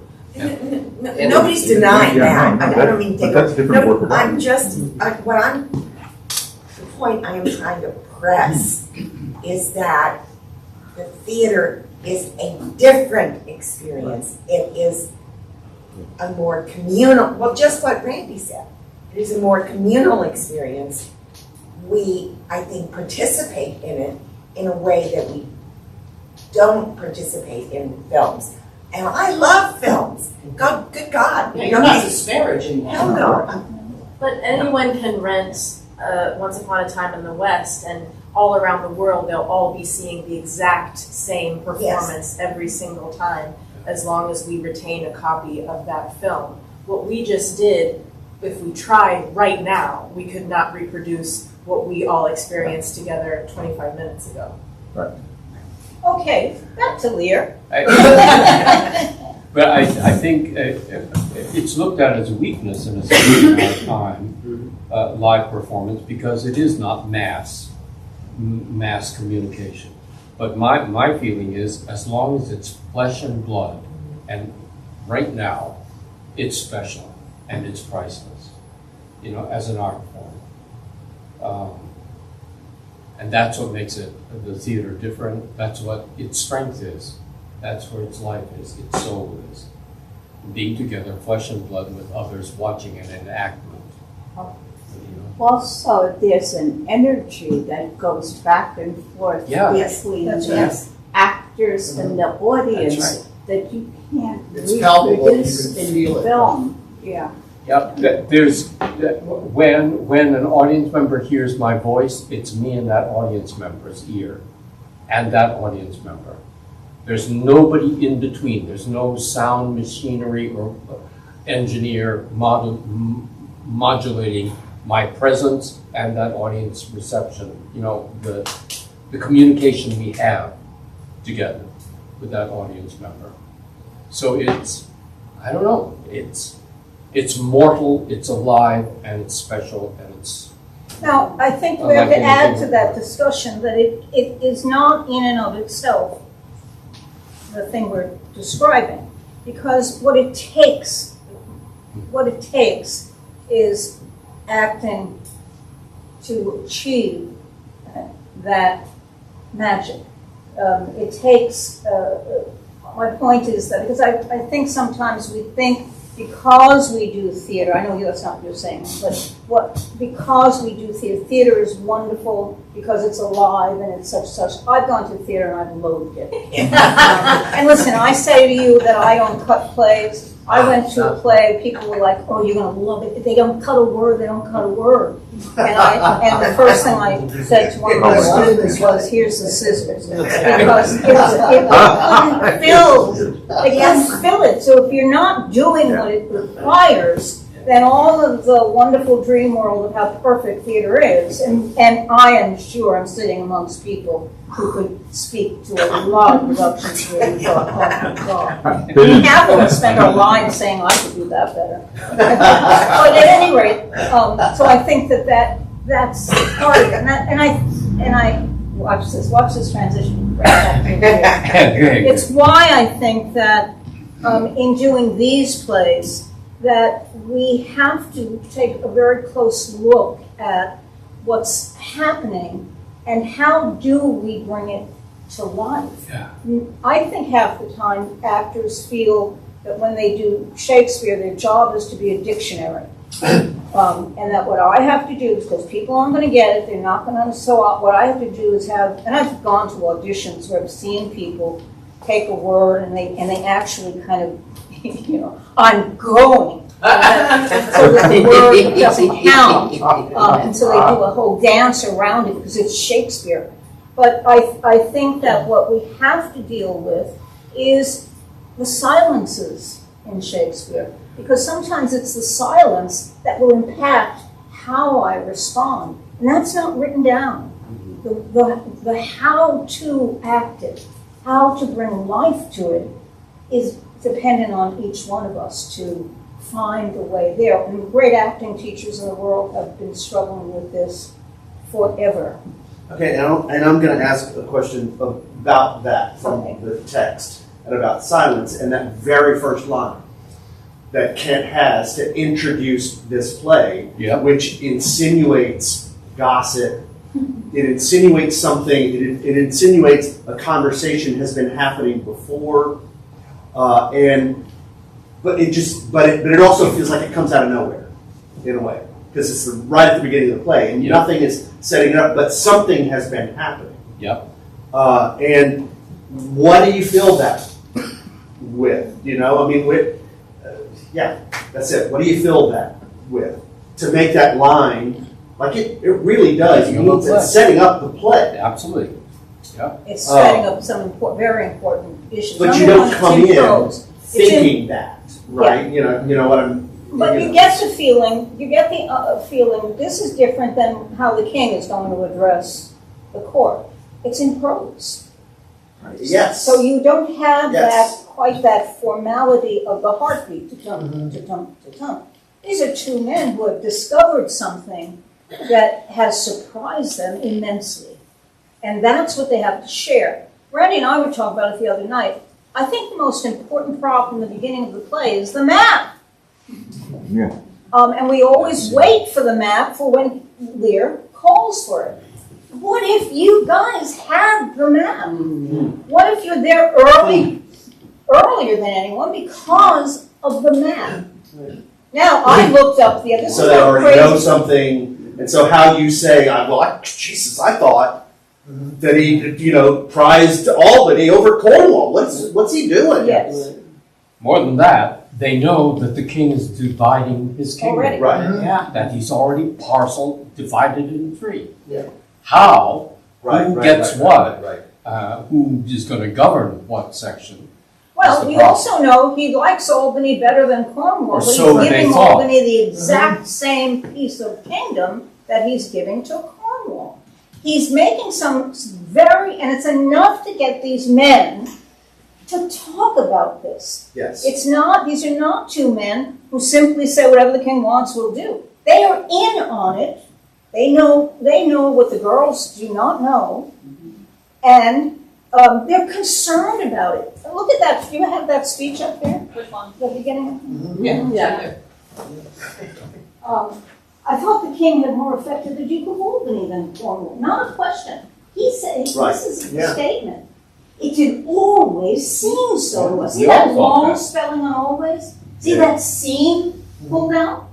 And now you get a colon. Those colons, this is a quick folio lesson, but that colon means that either I'm going to leap to my next line or I'm going to make a physical move. So what do I have? It did always seem so to us. But now in the division of the kingdom, capital K on kingdom, long spelling on kingdom, it appears not which of the dukes he values most. For qualities, so even what it does, it starts putting into my body the sense of disturbance that that Gloucester is having about this. These men are concerned, even here, because it's different from what they have been led to believe. So you get this. Shakespeare does this. I think we were telling Harry the other day that the word exposition and foreshadowing I want cut out of every actor's book because we are not doing an English class. Right. And so if we look at this as exposition, it doesn't get my juices flowing. You know, so Adler used to say, act with your blood, like a blood. You know, so that's what I'm looking for as an actress. I'm going to see what allows me to act this. Well, if you look at the first scene in Hamlet, who's there? Yeah. Nay, answer me, standing on foot. Who says who's there? Not the guy keeping the watch, the guy who's coming. Right from the top, he puts a question in there as the audience. Wait, what the hell's going on? So your confusion, I think, is right, is that the hell are they talking about? What is this? But look how I've just pulled everybody, put your candy bars away, shut off your phones. I want to make an announcement. I have something exciting to give you. on the stage. Within 6 But months. we have to know, we have to know that. Also, may I add, it's interesting that is they're talking about Albany and Cornwall, not the daughters. So they have no idea that it's then when he comes and says which my daughters loves the most. That's a shock to everybody then, because that's not what was discussed. They were like, who does he value out of the dukes? Right. Not the daughters. So now that is a shocker to the daughters as well, because they weren't expecting that. Wait, hold on. He's not giving the daughters a dowry. He's giving the men who are marrying them a dowry. Yes. The girls go along Sorry, yes. because they're princesses. But his decision, I'm saying, is now he's saying based on which daughter loves me most, I'm going to make a choice here. When they were saying, who does he value the most out of the dukes then? Yes. So I feel like the daughters, to me now, the daughters were expecting who he values at that. No, this is a shock to them. So now I have to come up with this right now. Yes. And now these guys now, which is angering him, Kent, because they saying this is wrong, what you're doing here. And like, that's not what we all discussed as the men in the, like your Wait, council. hold on, you're putting the cart before, let's get to that scene and I'll Sure. because if you conclude too much too soon, I think we'll miss some of the points Sure. that lead us to where you're going. You know, Annie, another thing that sorry to interrupt you, but I've been reading this book, I think it's Josh Shapiro, it's called The Year of Lear. Yes. And lovely little sort of contextualization inside of the culture. And that James was against dividing the kingdom. And wrote a treatise about don't divide your kingdom. And that it was a big thing in 1606 to do something like that. And that these guys are like, what's going on? Already you set up this thing of something that is against what the current king in England is saying don't do. And they're... Yes, now, let's look at the setting of the play. Because it's not Elizabethan England. Right. So that's another thing. And it's not a Christian world. You notice that it's Jupiter and Apollo and it's pagan world. But and here's where we now make the choice of where do we set the play. That's something that we as directors and people putting it on have to make the choice. Because we've seen productions of this where it's done very contemporary. It's not done as ancient Britain. And this particular play, it's not 3 sons, it's 3 daughters. So what happens when you are in, and I believe, and I don't know, Harry, if you know the actual, it's 800 years? I'm not quite sure the date of where the setting is, but in it being ancient Britain. Well, 800 before Christ. Geoffrey of Monmouth's Chronicles, it happens even before the Roman invasion. So it takes place in ancient times. You know? So this does. Like I was wondering, how are you setting it? How do you... This is where a little bit of history and a little bit of fantasy has got it, because you're creating an actual fantasy world when you make decisions of what kind of costumes are people going to wear, what's the set look like, you know? So a little bit of medieval visualization as well as your own fantasy has got to create this world, very much like Lord of the Rings creates, you know, that demands specific artistic choices to be made to create a fantasy. And that what tells the seems story plausible. best? Yeah. How can we, you know, if you For put the this in audience. contemporary world, there's no problem with women vying for a play, there a is crown. in this But right, I think so. I think that's, and I know one of the fashions today is to make Lear a woman. My feeling is that if Lear were a woman, he'd sit the 3 girls down and say, "Let's talk about it."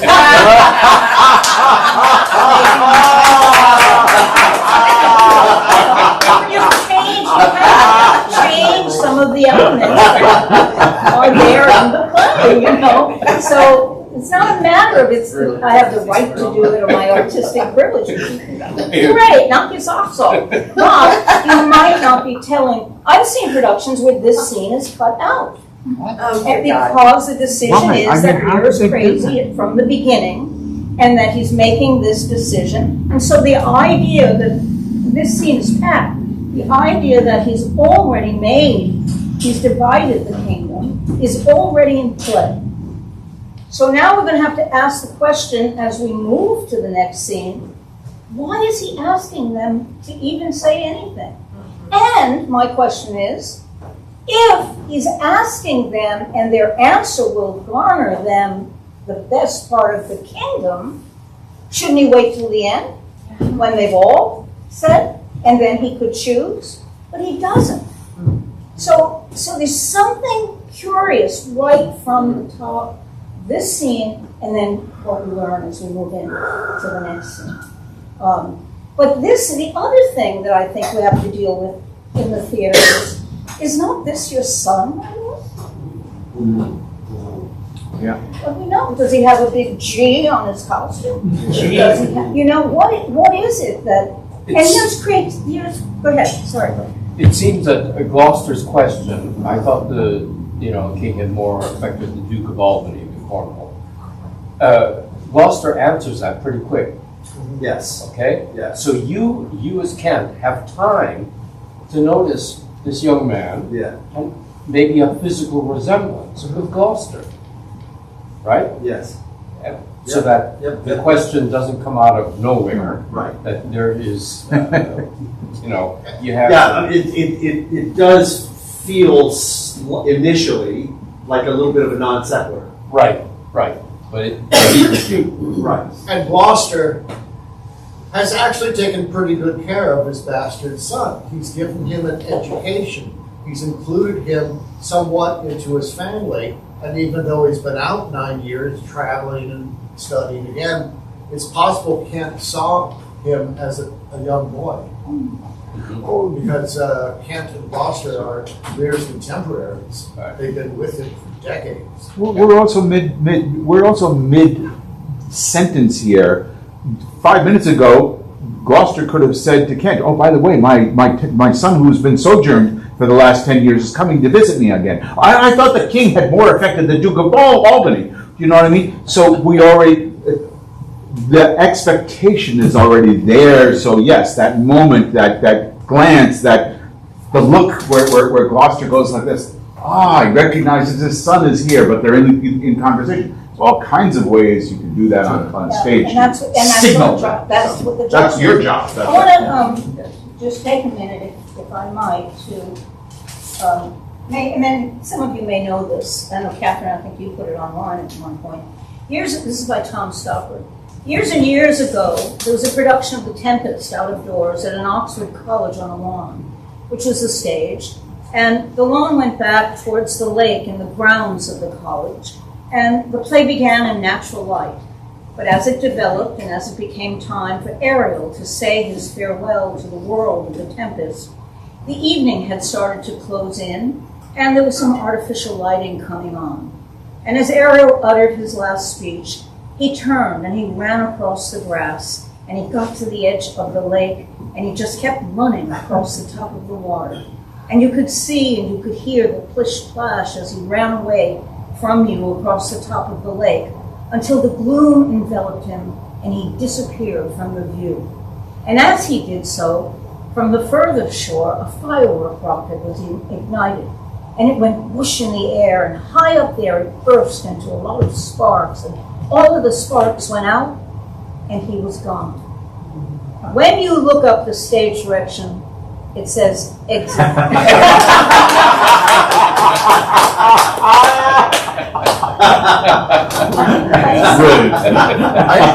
I think it says a lot, I get the impression here that in the theater, it's much more the director who calls the shots. And would you ever have like a method, like in the movies, of course, famously there are method actors who, I get the impression that Lee Strasberg, you go do what you want to do, and we'll get back to and run with it. Would that ever happen in the theater, or is it always the director who's directing the person to follow? Listen, Shakespeare's theater had no director. Had no director. He was there. The right, but you're the director. But you're the directors now. I mean, when you directed the person, well, it's a collaboration. I would say yes. Theater is a much more. Listen, when we started our theater, I'll tell you this is how crazy. When we started our theater, Randy and I had spent 10 years And I was able to sit in on every rehearsal and every performance of every production he was in all these regional theaters around the country. And I would sit in the audience, and then he would do his performance, and I would never say to him, do it this way. I never interfered with the direction of the play. But when we would get home at night, he'd say to me, I'm having the damnedest time with this line. And I'd say, well, of course, it's cut out. Or I'd say, here's what the line, okay. I sat and fed, and then I would say to him, Randy, here's what I saw you do. Was that your intention? And he would say, no, I was trying to do such and such. We decided that instead of having a director with a concept, that I would be the outside eye that would feed back to what was happening on the stage, and that the play would be the director, Shakespeare's punctuation and his stage directions, and then I would feed back from the house.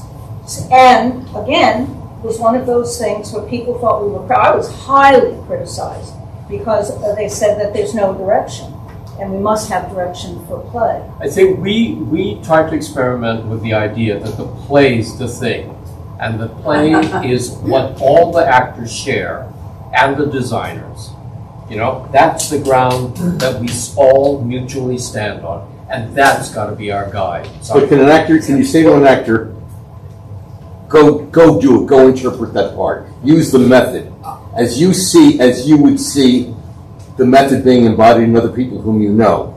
If it's still got to be guided by the play itself, the text, somehow. Sure. You know what I mean? Those are the boundaries. Those are the ground rules of where, and the country that we're to explore, the world that we're to suddenly make flesh.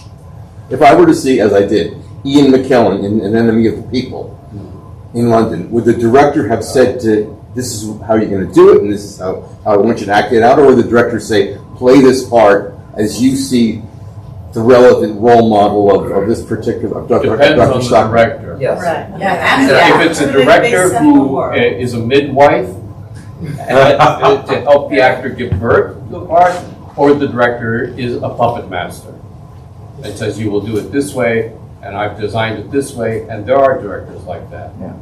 Right. Could be a method actor also. Let them play. Could be, Yeah. Also, but hold on a second. I think that there's, again, that description of Ariel, that was an eye that saw something wonderful about that exit. Yeah. But that didn't have to do with how Ariel acts the role or the concept that I lay on this, and here's what I want you to see about the Tempest. It was taking a need for an exit and infusing it with an imagination and a creativity that fit into that production. And it is a magical play. It's filled with magic. So I think that I would never get rid of that creative hand in putting on a play. Right? Yeah. And I would say from a personal perspective, having been part of their company for a little bit, they spent an enormous amount of time letting us live in the world. They spent a lot of time talking to us about observing, just simply observing the world. We had classes periodically that we would do, and we would have like just personal exercises of, it's really lovely, just about open yourselves up to your environment, be willing to be fed by what is happening. I remember Annie one morning talking about watching a bat die.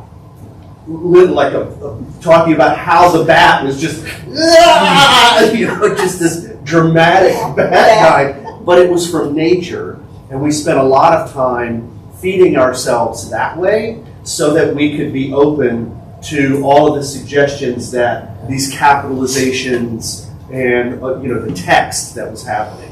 And that is, to me, that was what being that outside eye was. It was not letting me impose myself on this. I need you to be open to it. Right, and it's funny that you compare directors, either a midwife or a puppet master. To answer your question, a director who dictates to an actor what they want, I think is horrendous, because he's denying the actor any real contribution to the proceedings. And everyone, the actor learns not just from the director, but from the other actors. Yeah. You know, one of the worst experiences of my life was a director who really was a puppet master, and in the first couple of rehearsals, literally stopped us every other word and said, and gave us line reading. I'm afraid I behaved very badly. What's lost, Ellen, is that director's missing what's rich in Yes, and in the performance. and not allowing me to. That's right, to find it on your own. To contribute. That's right. And I just, That's right. I'm afraid I just Because I- really lost it. Ideally, when an actor is cast, it's because of what you see in that Sure, actor, yeah. what's in the character, and what you see in Yes. the character that's in that actor. To a certain extent, Yeah. right? We all have a range. Yeah. And if you're not willing to explore that range, Then why did you hire? Right, and the most important thing you do as I think, as an actor, is to listen. To listen. What am I getting from everything around me? What are you teaching me? What are you making me think about that I hadn't thought about before? I mean, there's also not just line reading, but blocking too. Like I worked with the director 18 years ago, and it was actually King Lear, and we actually did it in pagan style. It was very interesting, but he, his idea of blocking was, I'm just going to tell you where to stand when we start, and we're in rehearsal, where you feel the intentions within yourself to move somewhere, then go. Yeah. And when you move, if I will only give you a note if I feel and I see this is not what your character is supposed to do, and that's you, James, moving over there, not you, Cornwall or Albany or whoever is moving to that spot or picking that up. It needs to be organic. Exactly. It needs to be organic. And then I've also, though, I did a master class with Elaine Stritch. She was telling a story that completely the opposite. She did an Orson Welles play, and she had to do a blocking where she has a big monologue, and her stage directions were sitting on a couch. She gets up, she walks around the couch, looks over and puts her hand on the fish tank, looks at the fish in the fish tank, turns back, walks back around, and then sits back down on the couch by the end of that monologue. She does it a couple times, and she said in rehearsal, she says, Orson, I gotta stop you. Like, what's exactly my motivation in this character to get up from the couch, walk over, look at the fish tank, and then come back to the couch? And he goes, your paycheck. And she's like, done. And then that was it. Like, so no rhyme or reason. Sometimes you do have directors that are just, they have this look they want to do, and they're going to be like, you have to make it work. Figure it out yourself. I don't care if it's what you feel like you're in your soul or in your heart, in your mind, what your character's supposed to or not do or do. I'm telling you to do it, and you have to figure it out. There's others that are saying, be free. Explore that, and let's work together. I love your guys saying that the play directs the piece. Yes. That's just brilliant, and I'd like to think that I do that. But yeah, it really is true. Like the play directs, Governs all of it. Yeah, It's and got to govern all of it. and the director is the overall view to watch the play, direct the actors, and to just to shape that I believe Hamlet. I mean, when Hamlet says the play's the thing, wherein I'll catch the conscience of the king. In our case, catch the conscience of our fellow man. You know? Yeah. We're in democracy. All of us are the kings of this democracy. So catch the conscience of every person sitting there if one can. With the play. Right. You'll be surprised when you allow that to happen, how much of Shakespeare becomes clear. And I think that we found that certainly with Hamlet, that sometimes Hamlet is set in the Renaissance, and then of course all the modern productions that you have, Hamlet is now set in a modern setting. One of the things that we found, that some of the lines in Hamlet, for instance, when Claudius is talking about England doing him service when Hamlet's sent over to be killed, we found there's one period in time when when Denmark had power over England, and it happened to be within the 11th century, the Viking era, and so that opened up a door to us to say, well, maybe that's what's happening here. And so the play became, then we saw, there was a source material called Saxo Grammaticus.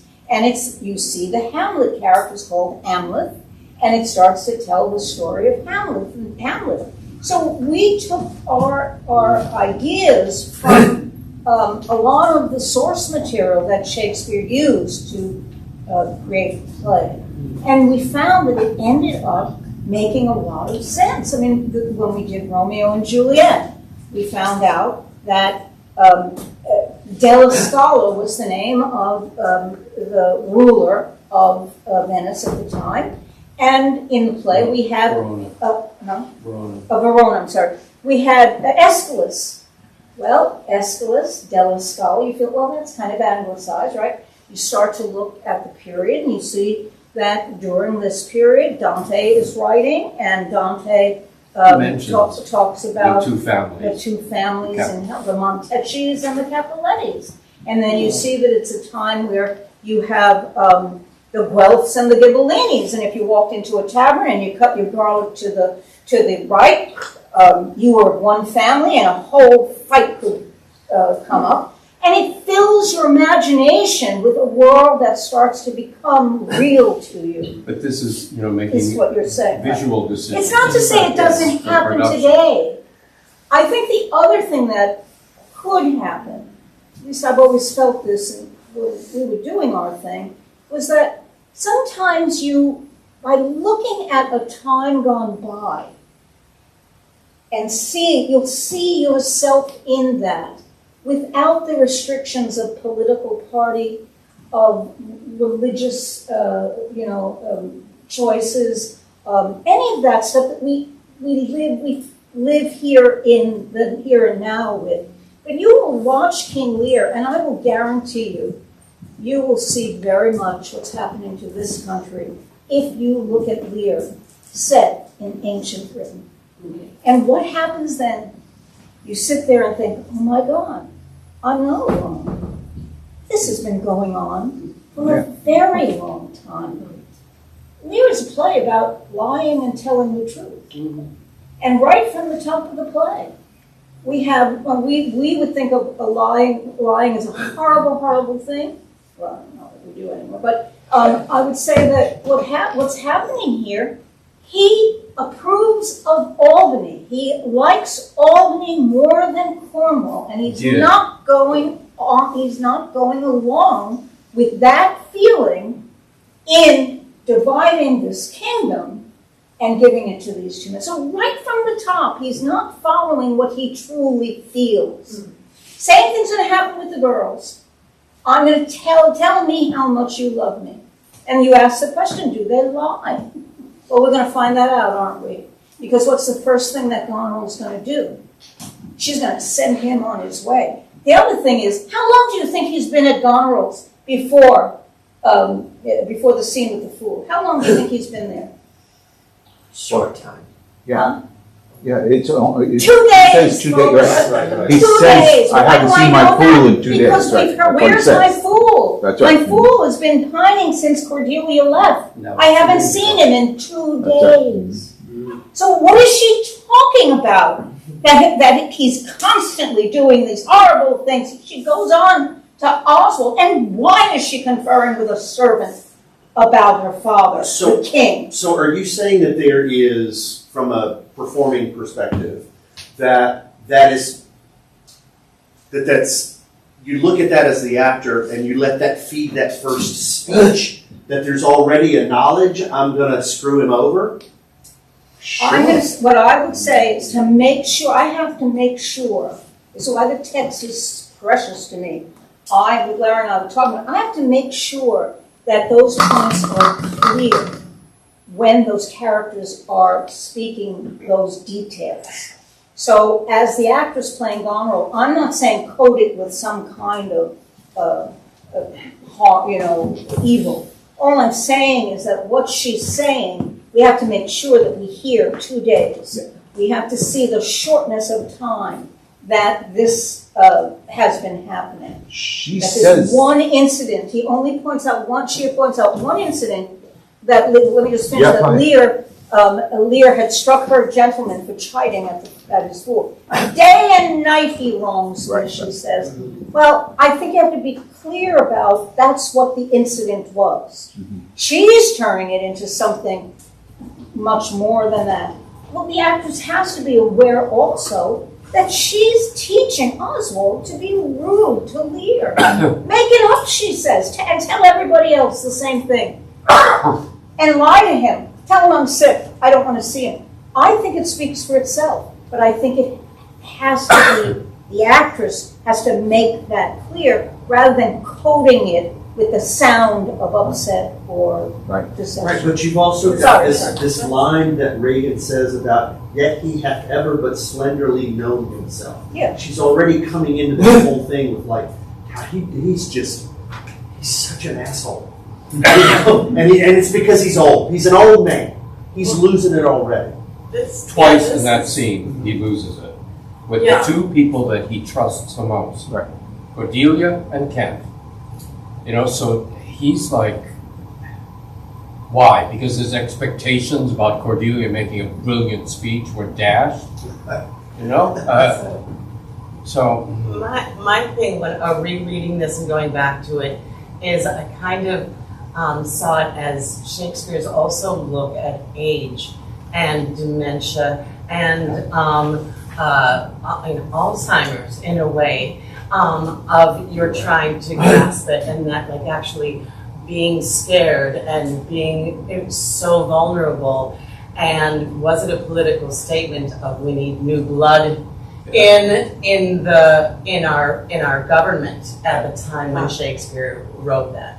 Wrote this, I'm not sure, but that age and we, and because then people are able to manipulate somebody that's older. He certainly lived during Elizabeth's reign. Yeah. And she died, during when he was working. Okay. So an old queen. Right. He always knew her as the old queen. Right. But life expectancy was in the mid-40s. Yeah, but she lived a period of time. She lived, yeah. And how old do they say that Lear is at this time? Usually about 80. Yeah. It's over 80. So yeah, big point of that. So the 2 days may seem surprising, but I'm going to take Goneril's side of it Absolutely. for a moment because from what you're here later that Cordelia's always been the favorite, and she's significantly younger, so it was always Goneril and Reagan. It was always us. We were going to get everything, and then she comes along, and he likes her better. We've been annoyed for years, but we keep our mouths shut because we are women, and we still want to try to get something, but we're assuming that she's going to. I mean, she's the favorite one. So we've been harboring this for a while. And if he does have dementia, if he is older and he's been, they've been annoyed. They've been annoyed every time his men do something. So that when they finally give the power to Goneril and Reagan, I'm done. I am done now. Yeah, I always find it very troubling that there's this assumption that these are these great villain parts for women. Yeah, no. Where I have to assume that those people don't have fathers, have not done the work, argued with them, have not done the work of caretaking and like an older man, or have not had a boss. Like the idea that they're supposed to come on and be sort of like this, like he's an asshole. There's not a woman I know who hasn't said, my father has never known himself very well, and it's gotten a lot worse since he got older. Let me throw this at you, and I couldn't do it during the reading. I forgot. It's a new part of the circumstance that he decides that I'm going to stay with you for a month, and then I'm going to stay with you for a month, with 100 nights. Yeah, literal So people. that occurs in this scene where that comes up, because he's now going to divide the kingdom in half. Okay, after getting rid of Cordelia, but with this condition that you're to host me and my 100 men every month. Come back. So because I want to. I agree with you that we don't twist mustaches, but let me say, you told him you loved him. You're not happy unless you're in his presence. You told him that you loved him more than any child ever loved. Now when you're alone, well, You know he's always been that way. You know he always got trouble. You have to at least admit that you did something earlier that was for the king. You didn't mean it. Yeah. You didn't mean it. My And I think ceremonious that's- occasion. Yeah. You were asked to orate. That's right. You were asked to give a performance. Yeah, on command. I mean, Exactly. Oh, I'm sorry. Then you're saying that lying under certain circumstances. That's what I think that everyone, of course, brings their self. Talked about the method to acting, and there's a particular feeling of having a scary dad, and there's a special knowledge and a special skill set you develop if you have a scary dad. You have a scary dad, but you also have a king. And you also have, again, I agree with both of you. I can see where Ghana, listen, if Ghana were a man, would she have gotten everything? She's the eldest. So had things changed for her that are different from how they've changed for you? Or if he was going to give the youngest the best? And he says, and this has been changed, but I don't think it has to be changed. He says, what's the line about her? Calling her the least, our last. Yeah. And now it's been changed to our last, but not least. But I think in the folio it makes sense to say our last and least. The one who one would expect to get the least of everything. She's the youngest. You know, in a kind of world where hierarchy matters. So I understand where you may be coming from. The question becomes, and Ken says it to you, I hope you show that words of love have some kind of credence. Because if I said it, did I mean it, has got to be the question. And here's the problem. The problem is, it may be just two sisters bitching about a parent who's been unruly. And listen, I had a grandmother who would make your hair stand.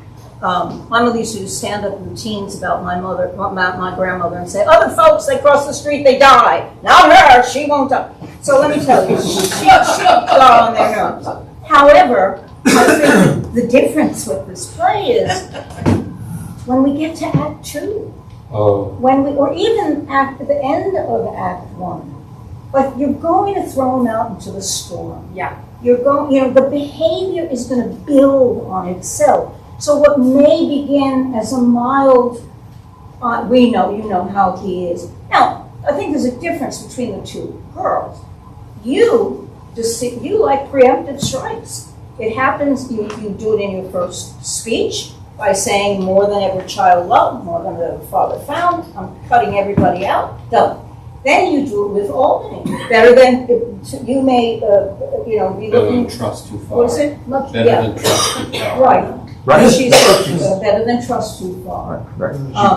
She says to you, we must do something in the heat. You're sitting there saying, next month, what the hell do I get? But she's saying, now. But that's why the 2 days are significant. stir that fire up I'm in her. nipping this in the bud now. Yes. 2 days is very significant, and when too many productions let that gloss by. 2 days, and she's saying, cut your retinue, they're nasty to my people. They haven't had enough time to even unpack, let alone be. But she has just gotten finished telling her servant, you make sure that you do not give him the deference, and you make sure that you do not give any of his people the deference. Right. She's saying this. And then when she gives her motive, it's to him, and when she says, I'm not going to give him. It's better for me to not show the trust. Safer to be safer. Safer. Right. So 2 days is important. On those 2 days, let's also say that she comes in, Gonral comes in, and she says, I'm asking you to just concentrate a little bit of your train, 100 nights, get rid of, okay. She's already done it. He goes out and finds out it's a done deal. She's doing what he did in the first scene. It's like chip off the old block. I mean, all the girls are part of Lear. So if you love Cordelia, you should miss the love. Because there are people in this play who love Lear, and they're good people. Ken. Cordelia, even though what he's done to her, Fool. she loves him at the end of the play. The Fool loves Lear. Exactly. One other thing, and then please we'll come right to you, and that is all those awful knights that are soiling your palace. Let me say, we have an example of one who says, "Forgive me, but I just don't think that you're getting the treatment you deserve." And he says, "You know, I felt that too. Forgive me if I'm saying it." We see polite behavior in one of the examples They just went of hunting to refurbish her larder. We brought some dead meat home. But you see what I'm saying? I want to. That's what Shakespeare does. He makes us think about, wow, is that possible that she's coming to? Because he doesn't give us a scene, by the way. It's not 100 knights who come in after the hunt. Some of the knights are doing other things. Some may have gone hunting with him. But you should, I would say, you're free to do what you want. But I doubt you'll be able to afford 100 nights on your stage. But the idea that 100 nights, I don't think that would be a mistake. I think we have her word against his word and the example of one of the knights. So we as the audience are allowed to grow and change and think and feel rather than, here's why Shakespeare seems long, I get it. Claudius is a son of a bitch, Hamlet should kill him. What the hell are we going to sit here for 3 hours? Why should I believe You see what I'm saying? We kill ourselves that way, rather than letting it unfold. And I can tell you, having worked on Oedipus, I can tell you that that play, everybody knows how it's going to end, but when you are in the scene where Jocasta and Oedipus are starting to reveal what happened on that road, the audience forgets that they know the end of the play. And that's just brilliant stage writing. Shakespeare's the same thing. I promise, John, just let this lady. Okay. Just really quick. I'm a social worker, not an actor, and I'm watching this through a completely different lens, which is I work in the dementia sphere, and that was the average was your 40s, but that was with all the infant deaths. Yeah, that's right. So really, people did live a long time, and they did get old enough, and they did have their dotage. If they didn't die from disease. And what we know now is that it starts 10 years earlier than we realize with impulsive behavior, with change in personality, and that then we see very commonly is that as the person goes deeper into dementia, the family dynamics are cuckoo. So you have the golden child. You have the put upon daughter. You have the daughter who always just wants to boss it. The older who wants to boss everybody around, and they can't come to an agreement for the caregiving. Cordelia's going to end up with him living in her house, and the other two will spend checks when they fit. It's so clear to me. Of course, it's my lens, but that I see what I see in homes and in families. Everywhere that are dealing with dementia, which was brought up by you. And isn't it amazing that 400 years ago they were dealing with it, and they knew it starts that way. They're human. Seriously not knowing, because I had a talk with my mother. My sister sent my mother to see my show, and she said, "Oh, and by the way, she needs 24/7 care." And but I'm so grateful that she did that. I quit my job, and I sat on the couch and talked with my mother.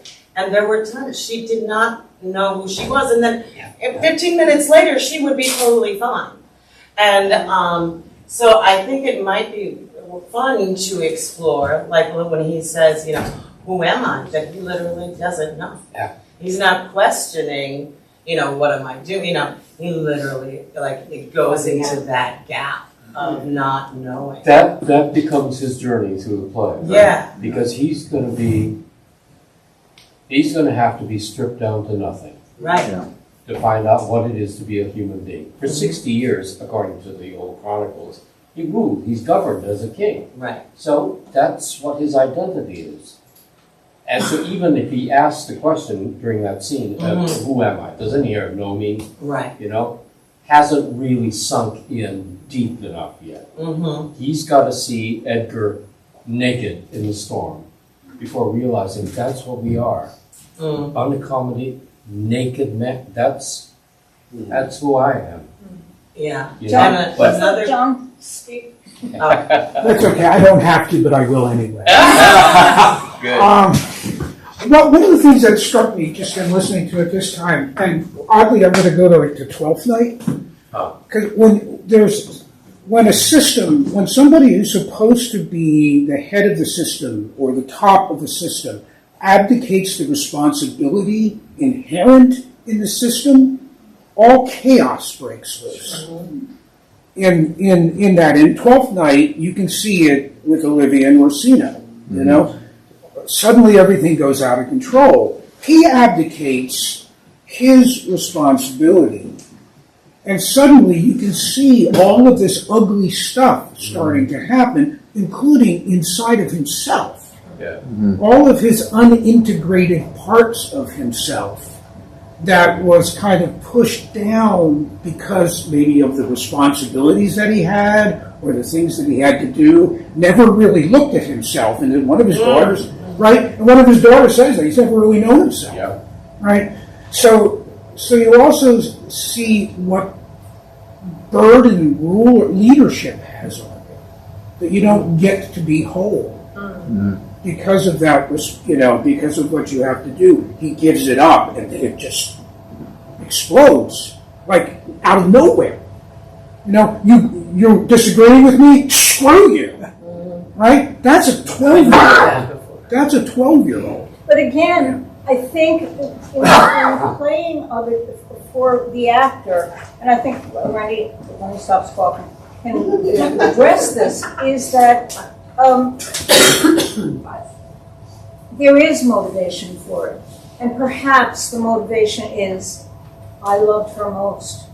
And the embarrassment of a public statement. This and what he did by being duplicitous, by dividing that kingdom, by going back on all of the things that he did to lead up to this, and this girl, who he had all the faith in the world was going to knock it out of the park, says nothing. And so for the actor, I think the emotional impact, I think you need that history from the play that builds up to what is that moment. I've been embarrassed for less than that, and I've wanted to just go for somebody's jugular. So I think that this is why I think a play has to be done large. I think that we create a world where we're talking about, or we're in the world of kings, because then the thing you said really has a tremendous impact, because it's not just a situation of what somebody will replace him in 4 months. If he does it and chaos ensues, then here is the tragedy of Lear. Now we understand a little bit more maybe why it's a tragedy, because of the choices that he's making and the ramifications that follow. But I think the way we're speaking today, and I think it's so important to understand that we can get into the weeds of all of this because we start reacting as an audience member, but we always have to go back to, what do I need to play that moment? Mike Nichols was asked once the secret to his directing films, and he said, I get my cast together and I say to them, what is this moment of life really about? And I think when I heard that, I thought that, because sometimes we get away from that into kind of big issues and big stuff. But I think if we as actors, for us, we have got to at least get to that moment right. And even this very first moment with Gloucester and Kent, they need to know something. They're disturbed, they're upset. Playing that underneath, with the lines, I think becomes very important for the actor, because that's what we give to the audience. So I think there's a difference between how we look at plays and how to extract what we need as actors, and then, of course, all of the amazing things and conclusions we come to. We had a doctor who came to see, I'm not sure if it was King Lear or not, but and he actually commented on how we were dying on stage. And he said, that was a wonderful death scene because the character was still fighting to stay alive. And a lot of times actors want to go, that's better. But he allowed, the actor who was doing it really had this moment of the breath going, So even though you're coming from your perspective, I think it's an important, that influenced us because now all of us started to become more aware of how does the bat die? Because it's important, because that's what you want to get as close to real life as you possibly can. We have nothing to teach an audience about life. They live life every day. And so this idea that I want to show people what it is to be human, get rid of it. They are human. You better measure up to who they are if you want that play to have an impact. So it's just a way of thinking of it. Do you think these can work without any contextualization, historical or otherwise? Just like in black outfits with three black boxes kind of thing? I do. Yeah, I mean, does the language, do you feel like, I kind of do also. And, like if I just came into this and not knowing anything at all about, any of the research that I've done and all of that kind of stuff, if I just read this play, would it work without any contextualization? How can you read it without getting contextualization? Right. I mean, it's in the text. The text tells you what period it is. I think This is a it king. can work done all in black and a black box for an audience if all of us have done that exploration of the text and we know what that moment means. I saw a production. I don't know what you're saying. Well, what I mean is, do we, where you're placing it, Right. Yeah. what your costumes are looking like. There's, the Burton Hamlet with everybody in black suits and a black box and all of that. Are those, without any of that overlay, without any of the knowledge that any of us necessarily carry, from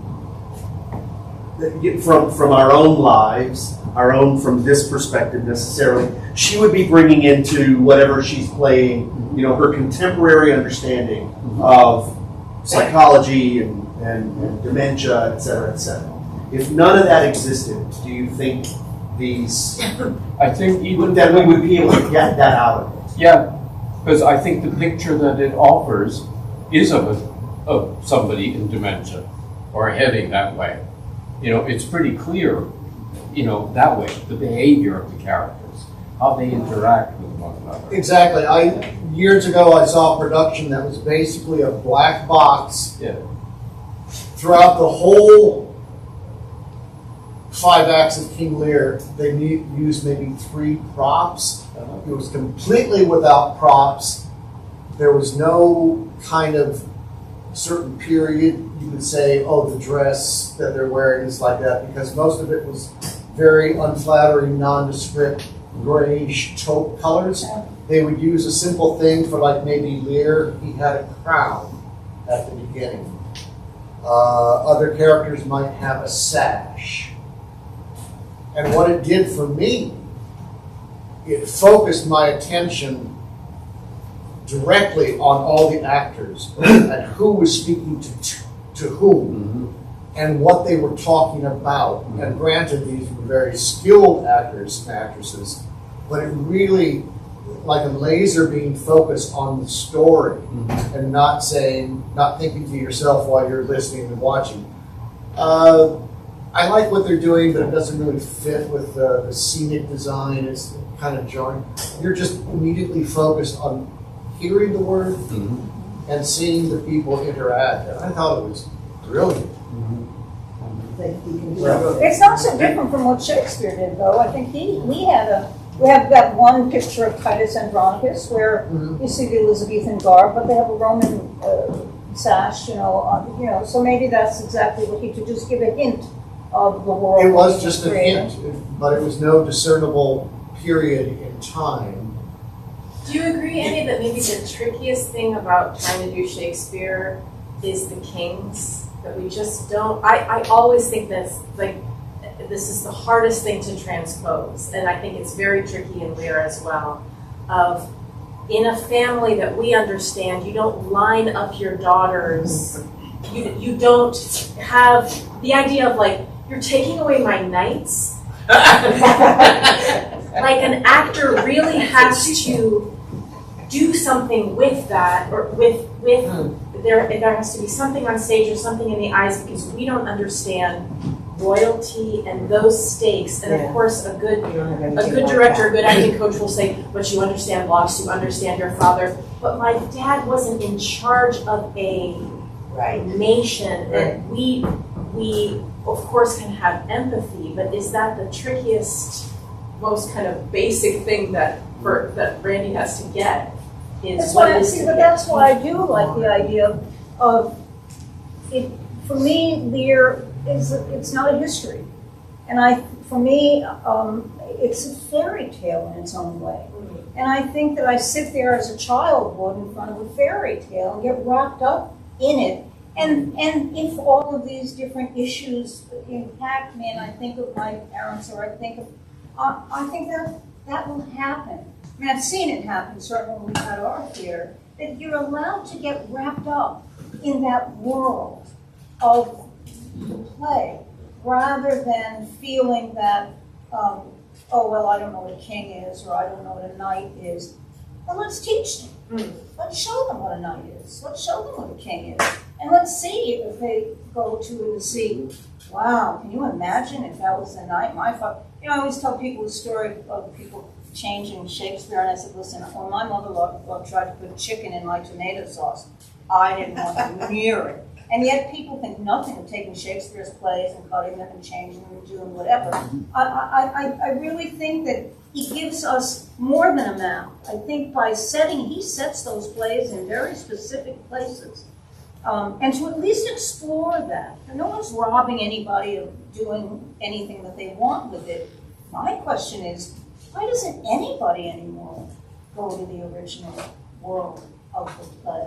Because I do think that you can, when you're doing, for instance, Merchant of Venice, there's so many people now who are so insulted by, feel that he was anti-Semitic, and yet there was a period in time when it was the most popular play in Israel. And why? It's because we do it with a sense of, is the Christian any better than the Jew in the play? And why is the Christian getting away with it? If you can leave that with an audience, rather than saying Shakespeare is misogynist, Shakespeare is anti-this, Shakespeare, and just let the story unfold. And I think all of those things of who we are and what we feel will come to the fore. I think you'll even see it. I always talked about even some transgender people. How wonderful to think of somebody who's transgender doing one of the Breaches roles. How perfect. Could you think of better casting? But we don't do that. We say, oh no, we're going to have to take this character, and make them trans. You don't have to. It's open to all, it's available to all of us, because as actors, it's in us to act it. Just give us the world of the play, put us in it, and let us tell the story. And I guarantee you, the audience will get this. So they may not get the technical language that you are privileged to, or they may not get, the specifics of when King Lear, was written, or any of that. But they will see, this is a king. And I'm told that's a knight. How did the fool? What the hell do you do with the fool? Nobody's walking around in motley in this neighborhood. So what do you do? Well, you show them the fool. You show how his relationship with Lear. And if somebody's interested, they'll find out. Listen, Shakespeare is tough. This is another thing. Yes, he's tough. But isn't life tough? And we keep saying to people, I want to make it easy for you. Well, that's great, because we're not handling what's tough very well. And so if you're allowed to deal with what's tough, and deal with complexity, and be disturbed about, I don't know that Goneril's wrong, or why the hell doesn't Cordelia just say, I love you? Why are you even doing? Why? Because we met a character who can't lie. It's not because she doesn't want to lie. She can't lie. Do we know anybody in our society today who can't lie? I know they're there, but again, but you see what I'm saying? It's all available to us. But I think we've lost trust. For me, just as an audience member, I'm like a little kid all the time with stories. Just take me into your story. Take me into your world. I'm learning. I'm game, like a little kid. But so when I have to make decisions about, as a director about the visuals in a production or something like that, I'll try to be as helpful as I can to the audience to pull them into another period, and the actors that have to live in that world. And you don't have to know that kings used to have a fool who would follow them. A little kid would just say, well, see, he seems to love him. So he follows him around and he seems to give him perspective. I think he's paying him to give him perspective on himself. Is that true? Yeah, we have that. Yeah, right. Listen, Randy Canoe, do you think turtles talk? We don't know that. Going along with something you said a while ago about in modern day, we, especially as Americans, don't have a concept of royalty and how that affects your daily lives. Isn't part of the onus for imbuing yourself as an actor or actress with that? You have to imagine that the king or queen had power of life or death over you. Just a glance or Kent, no! Kent could have his head cut off. So as an actor or actress, you have to feel that. So when you speak up against your king, that's imbued with power. Yeah, you're not unclear. It's just that in the 1600s, everyone sitting out front immediately understood, whoa, the king just came on stage. There's more work. I would argue that there is more work as we get further and further from that kind of hierarchical society, where there is some convincing that now the Shakespearean actor has to do of, well, why are they all listening to him? It's a challenge to our imagination. Yeah. That's what the challenge is. Is our imagination now so limited that we cannot imagine another world and another structure, another way that people live together? Well, I'm not sure you actually can. I mean, we grow up and we're swimming in a soup, and that's all we have. Yeah. So we don't have the terror that we don't live in Stalin, but that's the justification for changing it, for not making it that's for putting it into a different perspective. Yeah. So now the set shows you, okay. But tell us the story and we can imagine what that might be like to live under those conditions. And also I think our imaginations has got to be the key. When we did The King Lear, my director did tell the gentleman, who was a younger man, we're not going to call him kids, playing Lear, he was right away, always yelling right away all the time. And my director said, why are you yelling? You're the king. You don't need to yell. You just point and he's dead. He says, you can just say, peace, Kent. Firmly. Give him the look right there and say, peace, Kent. And all of a sudden, the soldier pulls his sword out like that. Nice. Ready to go. And that's it. And it's everybody else around you that says you're the king. It's how they're responding to you, as opposed to me being a king. And also, I think there's a story. Listen, I think it's storytelling. Because I was thinking of bastards too. We have a certain view of bastards today that's totally different than the bastard in this play. But that doesn't mean. But this is a story about this bastard, and it's a story about a king. I just don't find that to be so very difficult. I think that it's storytelling. I mean, look at Game of Thrones. That's Watch Disney cartoons. There are tons of kings in Disney cartoons. We grow up with that concept. You notice that we haven't, speaking of the bastard, we haven't gotten to any of the other parts of the play. We barely got through the first few scenes. at any rate, maybe we can do it again sometime because I think. I noticed Yeah, we something, I noticed something in just doing Act One today, that it's such an amazing act because you get the whole play in that act. You need to go on the journey with Lear for him to find out who he is, and for Cordelia to find the love of a man who didn't need a dowry, and all those other things. Yes, right. But you get the whole thing in that. Yeah, in that first so much. act, and when I ended up, I was like, I never realized that. You know, along those lines, that it's the only play where 7 characters are named within the first 34 lines. Wow. It's very rare. I mean, I'm curious about Goneril. How does it happen that she ends up poisoning her own sister and then committing suicide? Yeah. What's that journey about? Because there's a human being there. Oh, after I all. know. There has to be. Right. Or yeah. But sorry. Even Edmund's journey. Well, we were talking about that before the reading started. Like, he said to me, "When did he write the letter?" Yeah. And so, was it before this whole scene started, or because then we started talking about when did the idea come to him? Was it when he finally hears the king say, "I disown you and take away your land," and now Edmund just thought, "Oh, if he can do that to his daughter, who he loved the most, maybe I can turn things around and get my father to disown my brother." And in that moment, he has a thought, and that kicks in for him right Why did then. he come back?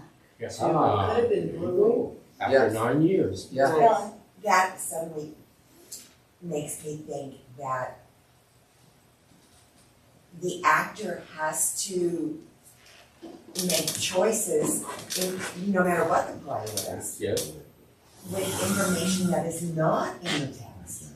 You can't make all of your decisions based on the text alone. You have to bring your imagination and your answers to it.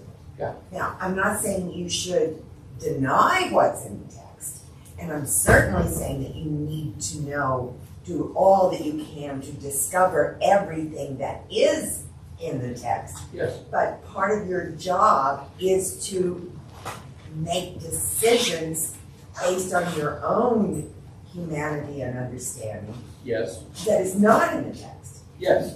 That's what I mean about contextualization. That right there is like, would this play stand on its own? Would we get from this play all that we've got from it without that kind of personal boiling context? This is where the actors have to take it upon themselves to find out. Right. You're to play the fool. What's a fool? Yeah. How does it function? Yeah, or, Right. And that's got to be incorporated into your performance. And you So use the whatever you text got is to a bring guide. to it. But Except you've can got to inform, actors have got to inform themselves. Can I add one little thing to this, because it is this moment that we're talking about?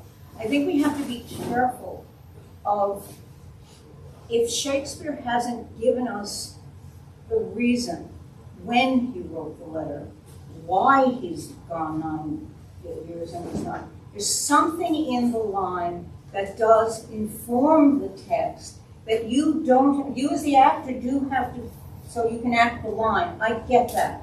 But what I want to stress to you is that you don't overlook the fact that Gloucester's line about he's been gone 9 years and he is going again. For me, that says I've got to work quick. That's what it's telling us. It's not telling whether you wrote the letter before, after, above, or below. It just says that that's information from the text that is essential. And so there's a lot of stuff that he doesn't give you the answer to. And if you spend too much time trying to create your own answer to it, listen, I went to a production of a play, and a friend was in it, I think it was called Tea, and she was playing one of the wives in this play, and I watched her on stage, and she would do her lines, and then she would do,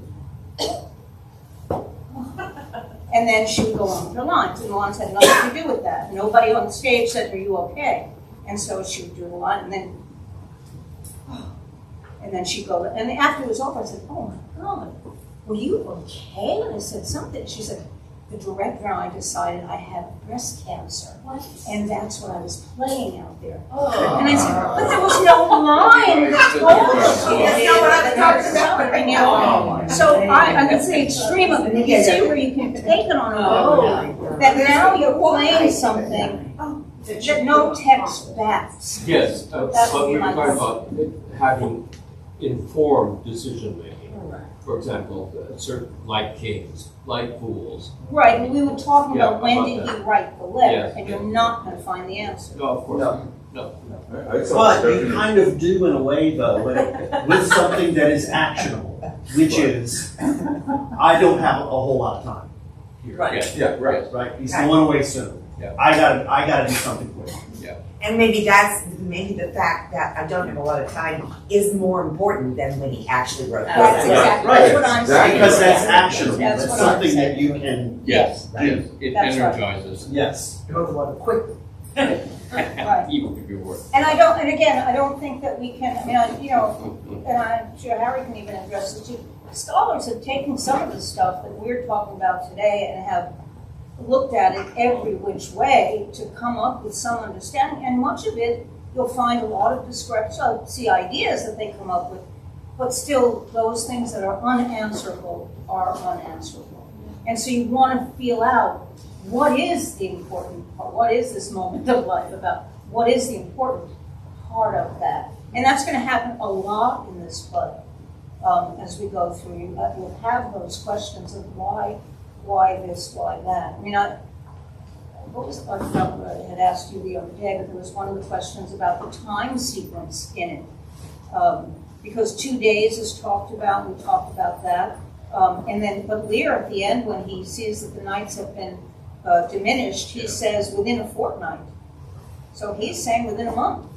So the time, Fortnight is 2 weeks. 2 weeks, but again, it's not 2 days. Right. And so we have, the question becomes, and then you realize, well, maybe I shouldn't be so concerned. What I have to get across is it's been a short period of time. Either way, But what is important is that, again, she's done it already, even though she's asking him to do it. Those are the things in the play that are important. I just want to mention one other thing. I said it earlier, is that I'd love to see you do the scene with Gloucester again. We didn't have time today to have you all, play it a little more.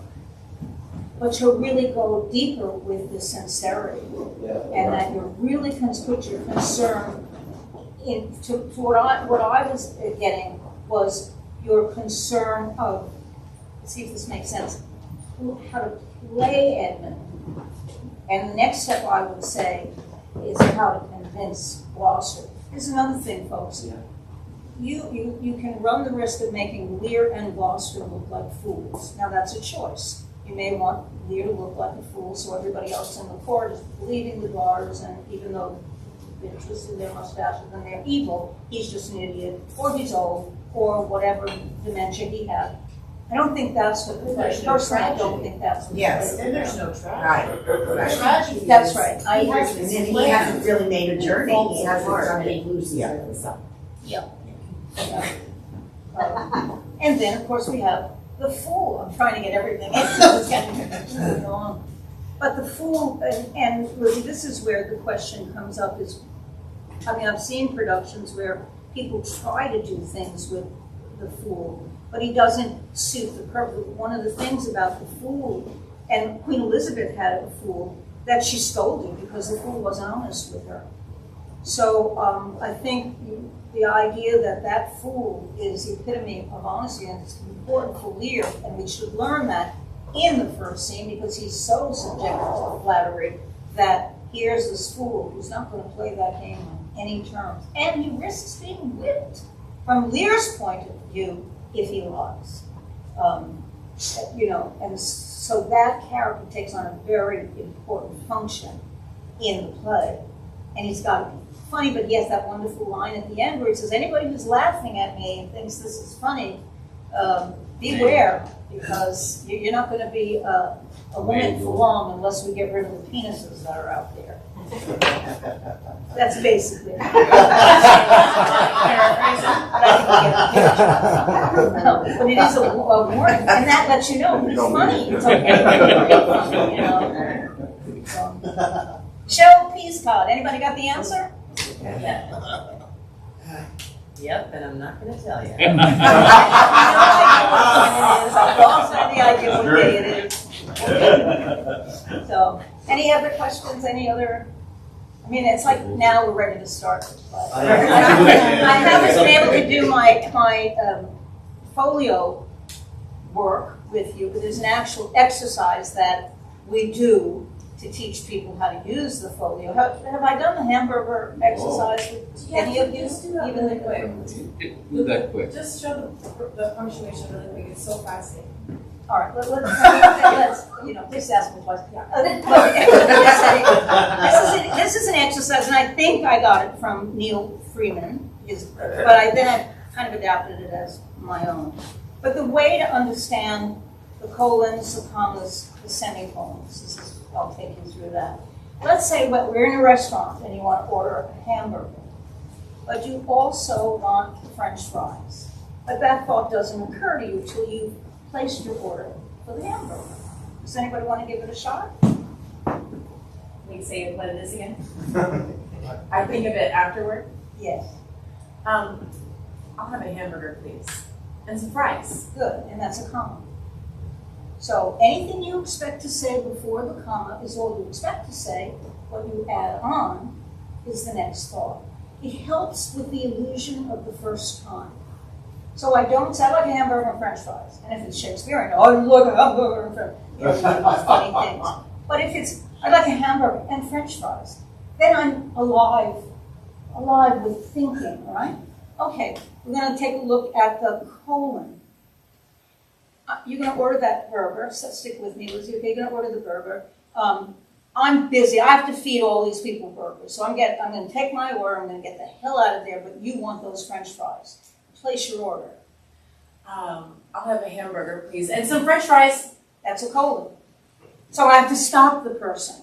So Mercutio, tons of colons. I've seen Queen Mab. She is a fairest mid, and she comes in, and it's colon, and it's colon. And what does Romeo say? Peace, Mercutio. Shuts them off. So that's the colon. The other thing that they found consistently is it can also be a physical movement.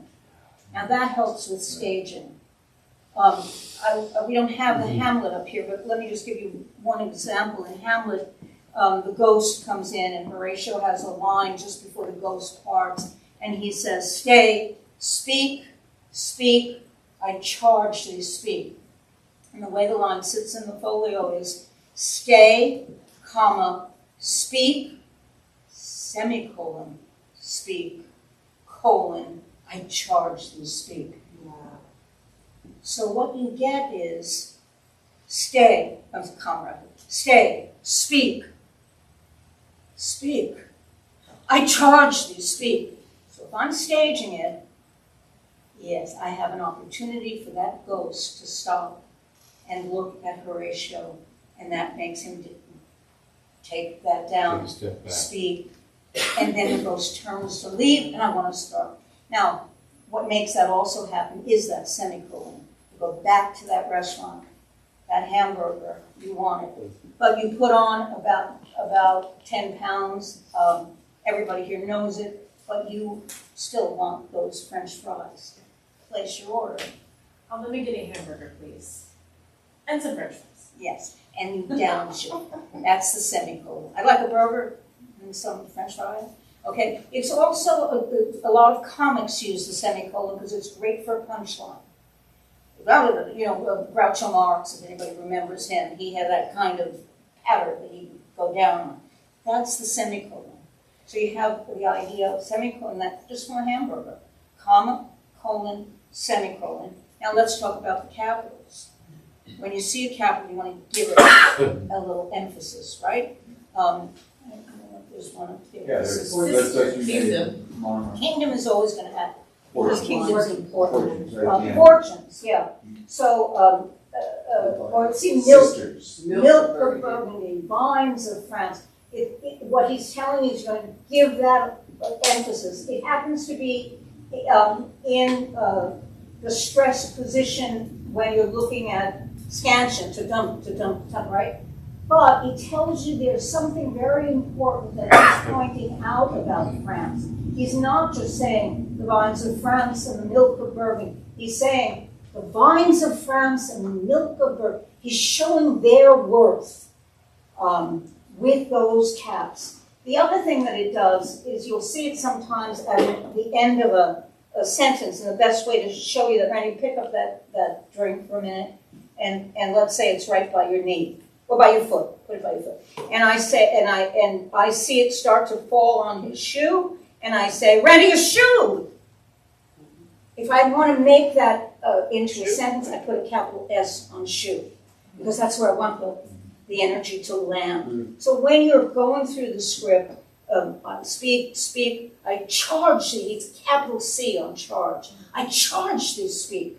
So it starts to animate the text, the folio. The other punctuation, of course, is the period. I think this is an interesting one. Because if I said to you, what is a period? You would say to me, end of the sentence, full thought, right? Okay, so that's dead. The only period in the world is going to be the big period at the end. What makes it active is that I've finished what it is I expect to say, and I need that moment to check in to see how it landed. So, I love your shirt. And I look at her eyes, she smiles, and I say, do you have $10 I can offer? my flattering her has had an impact. And now I can move on to my next ploy, whatever, right? That's the quick version of all of it. But once you sit with it and play with it, I'm telling you, I have never worked with an actor who does not go back to the folio, even if they're doing a production that is not used, folio is not used. They use it as a checkpoint to just see what they can get out of it in terms of where the sense of the line may be. Scansion does the same thing, by the way. But the folio, because you have, I didn't talk about long spellings. You see how seam in that, S-E-E-M-E, you want to pull it out. Seems so to us. It's like if I said to you, you seem like you like it. It helps me understand, and then I can look at the lines, okay, I'm being sarcastic, or I'm being whatever it is I'm being. But once you start stretching it and listening to it, it starts to reveal to you the potential of the meaning of the line. So each Jen is imploring, try one more time. Yes. You got it wrong. That's right. It's almost like a score. Now, did Shakespeare write the capitals and the periods and the colons, or did those actors that rewrote the first folio put it in from what they We did don't as know how much actors? Shakespeare had to do with the first folio. Some people believe that before he died, he did have something to And do he with did the the first folio. capitalizations. Also, too, these guys had only 2 weeks to mount a new production. So it wouldn't be surprising that he used the punctuation to help his fellow actors, in the delivery and the memorization, because they had to get up there and do a lickety-split. I have a question regarding Edmund. Throughout the whole Act 1 here, he's, what they show in the character names here, he's called Bastard. Yes. But until mid-conversation with Edgar here, like for instance, he's still called Bastard. He said, bethink yourself wherein you may have offended him, and at my entreaty forbear his presence until some little time hath qualified the deep of his displeasure, which at this instant hath so rated him that with the mischief of your person would scarcely lay. And then Edgar says, some villain hath done me wrong. Now he changed it to Edmund. Yes. And this will happen in a lot of the scripts. And that means what it means. So we have to figure out what is it that he's doing that makes him bastard, and then what does he become more brotherly as Edmund? What's the possibility? This happens in Midsummer Night's Dream, where you will see that the first fairy says that if you're Robin Goodfellow, you behave one way, if you're Puck, you behave another way. And then when you see the script, it's put in Puck, and you start to get a clue as when he should be mischievous and when he should not be mischievous. Also merchant. And Shylock. yes, that's right. Shylock is, Yeah. you know the specific, I don't know the specific. either described as Jew or Shylock. Oh, So- you'll see Lady Capulet is sometimes called Lady and sometimes called Mother. Yeah. Yeah. So again, it's just all of it is about how do I bring it to life. People have said to me, you should write a book. And I'm thinking, keep me away from books.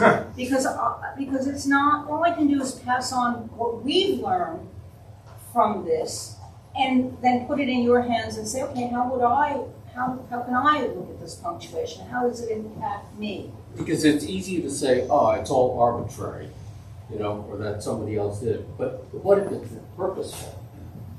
Purposely put there. Then what? What do we do with that? At least we consider it. Yeah. Can you talk about the active use of prose versus verse? Because sometimes that switches in a scene. Yep. And what does that do for an actor? Even the verse is not consistent. No, and again, somebody may know more than me about it, but what I find is, in a very general sense, that prose is a much more relaxed way of two characters talking to each other. That once we get into verse, the verse is connected to the heart. And so you do get the ta-tum. When I'm talking, There's a actually, in this passage that we read today, if we go back to the nothing. I was just back there scanning the lines. Just before we get to the nothing, that the pentameter falls apart, the iambic pentameter falls apart. There's like 13 syllable lines, 12 syllable lines, all sorts of things. And then that nothing, my lord, nothing, scans not at all. And I think it's a prosaic interjection. So what it does is it takes, the rhythm is falling apart, and then at that moment, it completely falls apart. Wait, say it again. I'm sorry. I'm deaf. I can't. No. It's a sort of like this little injection of prose right there. Yeah. Nothing, my lord. Nothing. You try to scan that, it does not scan. Right. And so it's like Shakespeare's doing something very cool there. As it's just a patch of 3 lines surrounded by poetry. Yeah. And I think Speak stands outside of it too. Speak starts it. Yeah. I think Speak starts it because that's an 11-syllable line when you put Speak in. It's got the extra. So it's because you allied opulent, a third more opulent than your sisters. You could. Nothing, my lord, beat, nothing. You could have lied it, but Yeah, then you're having a trophy all over the place. Nothing, my lord, nothing. It's when we're talking about with puzzles. But I think it's done to good effect there. I agree. Yeah. Yeah. Certainly. You don't get me for it. I think too, with regards to meter and verse, it's heightened language, but it's also impassioned. Right. Usually impassioned. High passion. Well, that's the level. Yeah. I think too, Gary, what I do is look at examples of it. The nurse, for instance. One feels, because people have said lower class characters, that's not necessarily true. So, because the nurse, when she laments Juliet, does verse. So a condition or a circumstance can allow a character to go into the verse, the idea of something being, I don't say more important, but definitely linked to my need to speak now. But I find that in this play, in that the first scene being prose, because I've seen different productions that make it that have been it's been put into verse, and it becomes a totally. It happens in Macbeth too, by the way. A lot of modern versions have made when the king is killed, been murdered, and Lennox and Macduff come in. It's been changed to a verse. But there's parts of it that are prose, and you start to feel the upset is kind of in the line.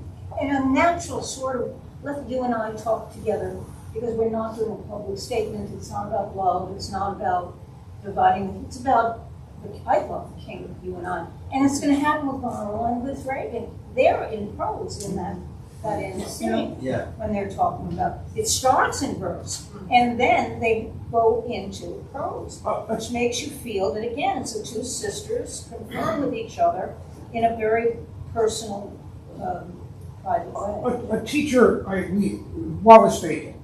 Yes. You know Wallace Bacon. He said you cannot make a generalization about prose versus verse across the whole canon. You have to make it per play and sometimes per act in the play, and that you just have to look at the contrast and how the contrast is being used. No, so you can't say there's a general rule that Shakespeare has for that. It's more looking at where it is, you know. That's what I was saying. Yeah, that's exactly what I'm saying. Is that if I look at it and say, okay, why is this different than what's happening next? You know. But I think to your point, it's the loveliness and brilliance of the writing because it is there. Yes. And you just kind of, I mean, you can suss it out in whatever way you suss it out, but it's undeniable that it is there. Goneril and Regan move from, verse to prose. Yeah. Then the bastard comes on, and he goes into verse. What do those things mean to this play and how these people are playing? That's what it is that they're doing. Which is why it's just so brilliant and fun to play. Yeah. And if you go back to Annie's idea of letting the play direct. Correct. Yeah. And none Trust of this will what they happen write. until we get it I on hate his when feet. everybody, I should put this in. I'm like, I think he spent a lot of time on this. Let's just go with I remember years ago playing Helena, and in the big chase, the director kept putting all of these slapstick comedy on it. And it was just getting to be too much, and I can remember saying, we just trust the words. And fortunately, we came to a meeting of the minds, and it was so much bearable. Yeah. Because the words didn't need all that dressing. Yeah. That goes back to what I said earlier too, actors being dictionaries. I tell my students to remember that besides meaning, words have life. And that's what I find sometimes upsetting in listening to Shakespeare, the way people render Shakespeare. Because it's as if it's not being, Stella Adler again used to talk about, think of yourself as a vessel that fills and fills and fills and fills, and then you speak. And a lot of times I find with the delivery of Shakespeare, there's no filling. There's just the line, and now, and it's a misuse sometimes of stanchion that way too. That's all you're getting is this hammered out. But a word has life, and it lives in a circumstance. And we know this. We speak different words to our parents, some of us, it depends on the character you're playing, than we do to a child. We use different words for different circumstances. So does a playwright. And this playwright does too. So when I'm saying scene, it doesn't help me say, scene's the king's service. But that's what we do with our language today, which is dying. I'm sorry. I mean, we're emojiing ourselves to death. This thing is just driving me crazy how many parts we come up with. But we are rarely saying, I love you. And under what circumstances do I say, I love you? Do I say it? How does it come out of me? It has to be felt. It's not just a definition of the word. And that's the next thing I'm looking for in the text. I should shut up.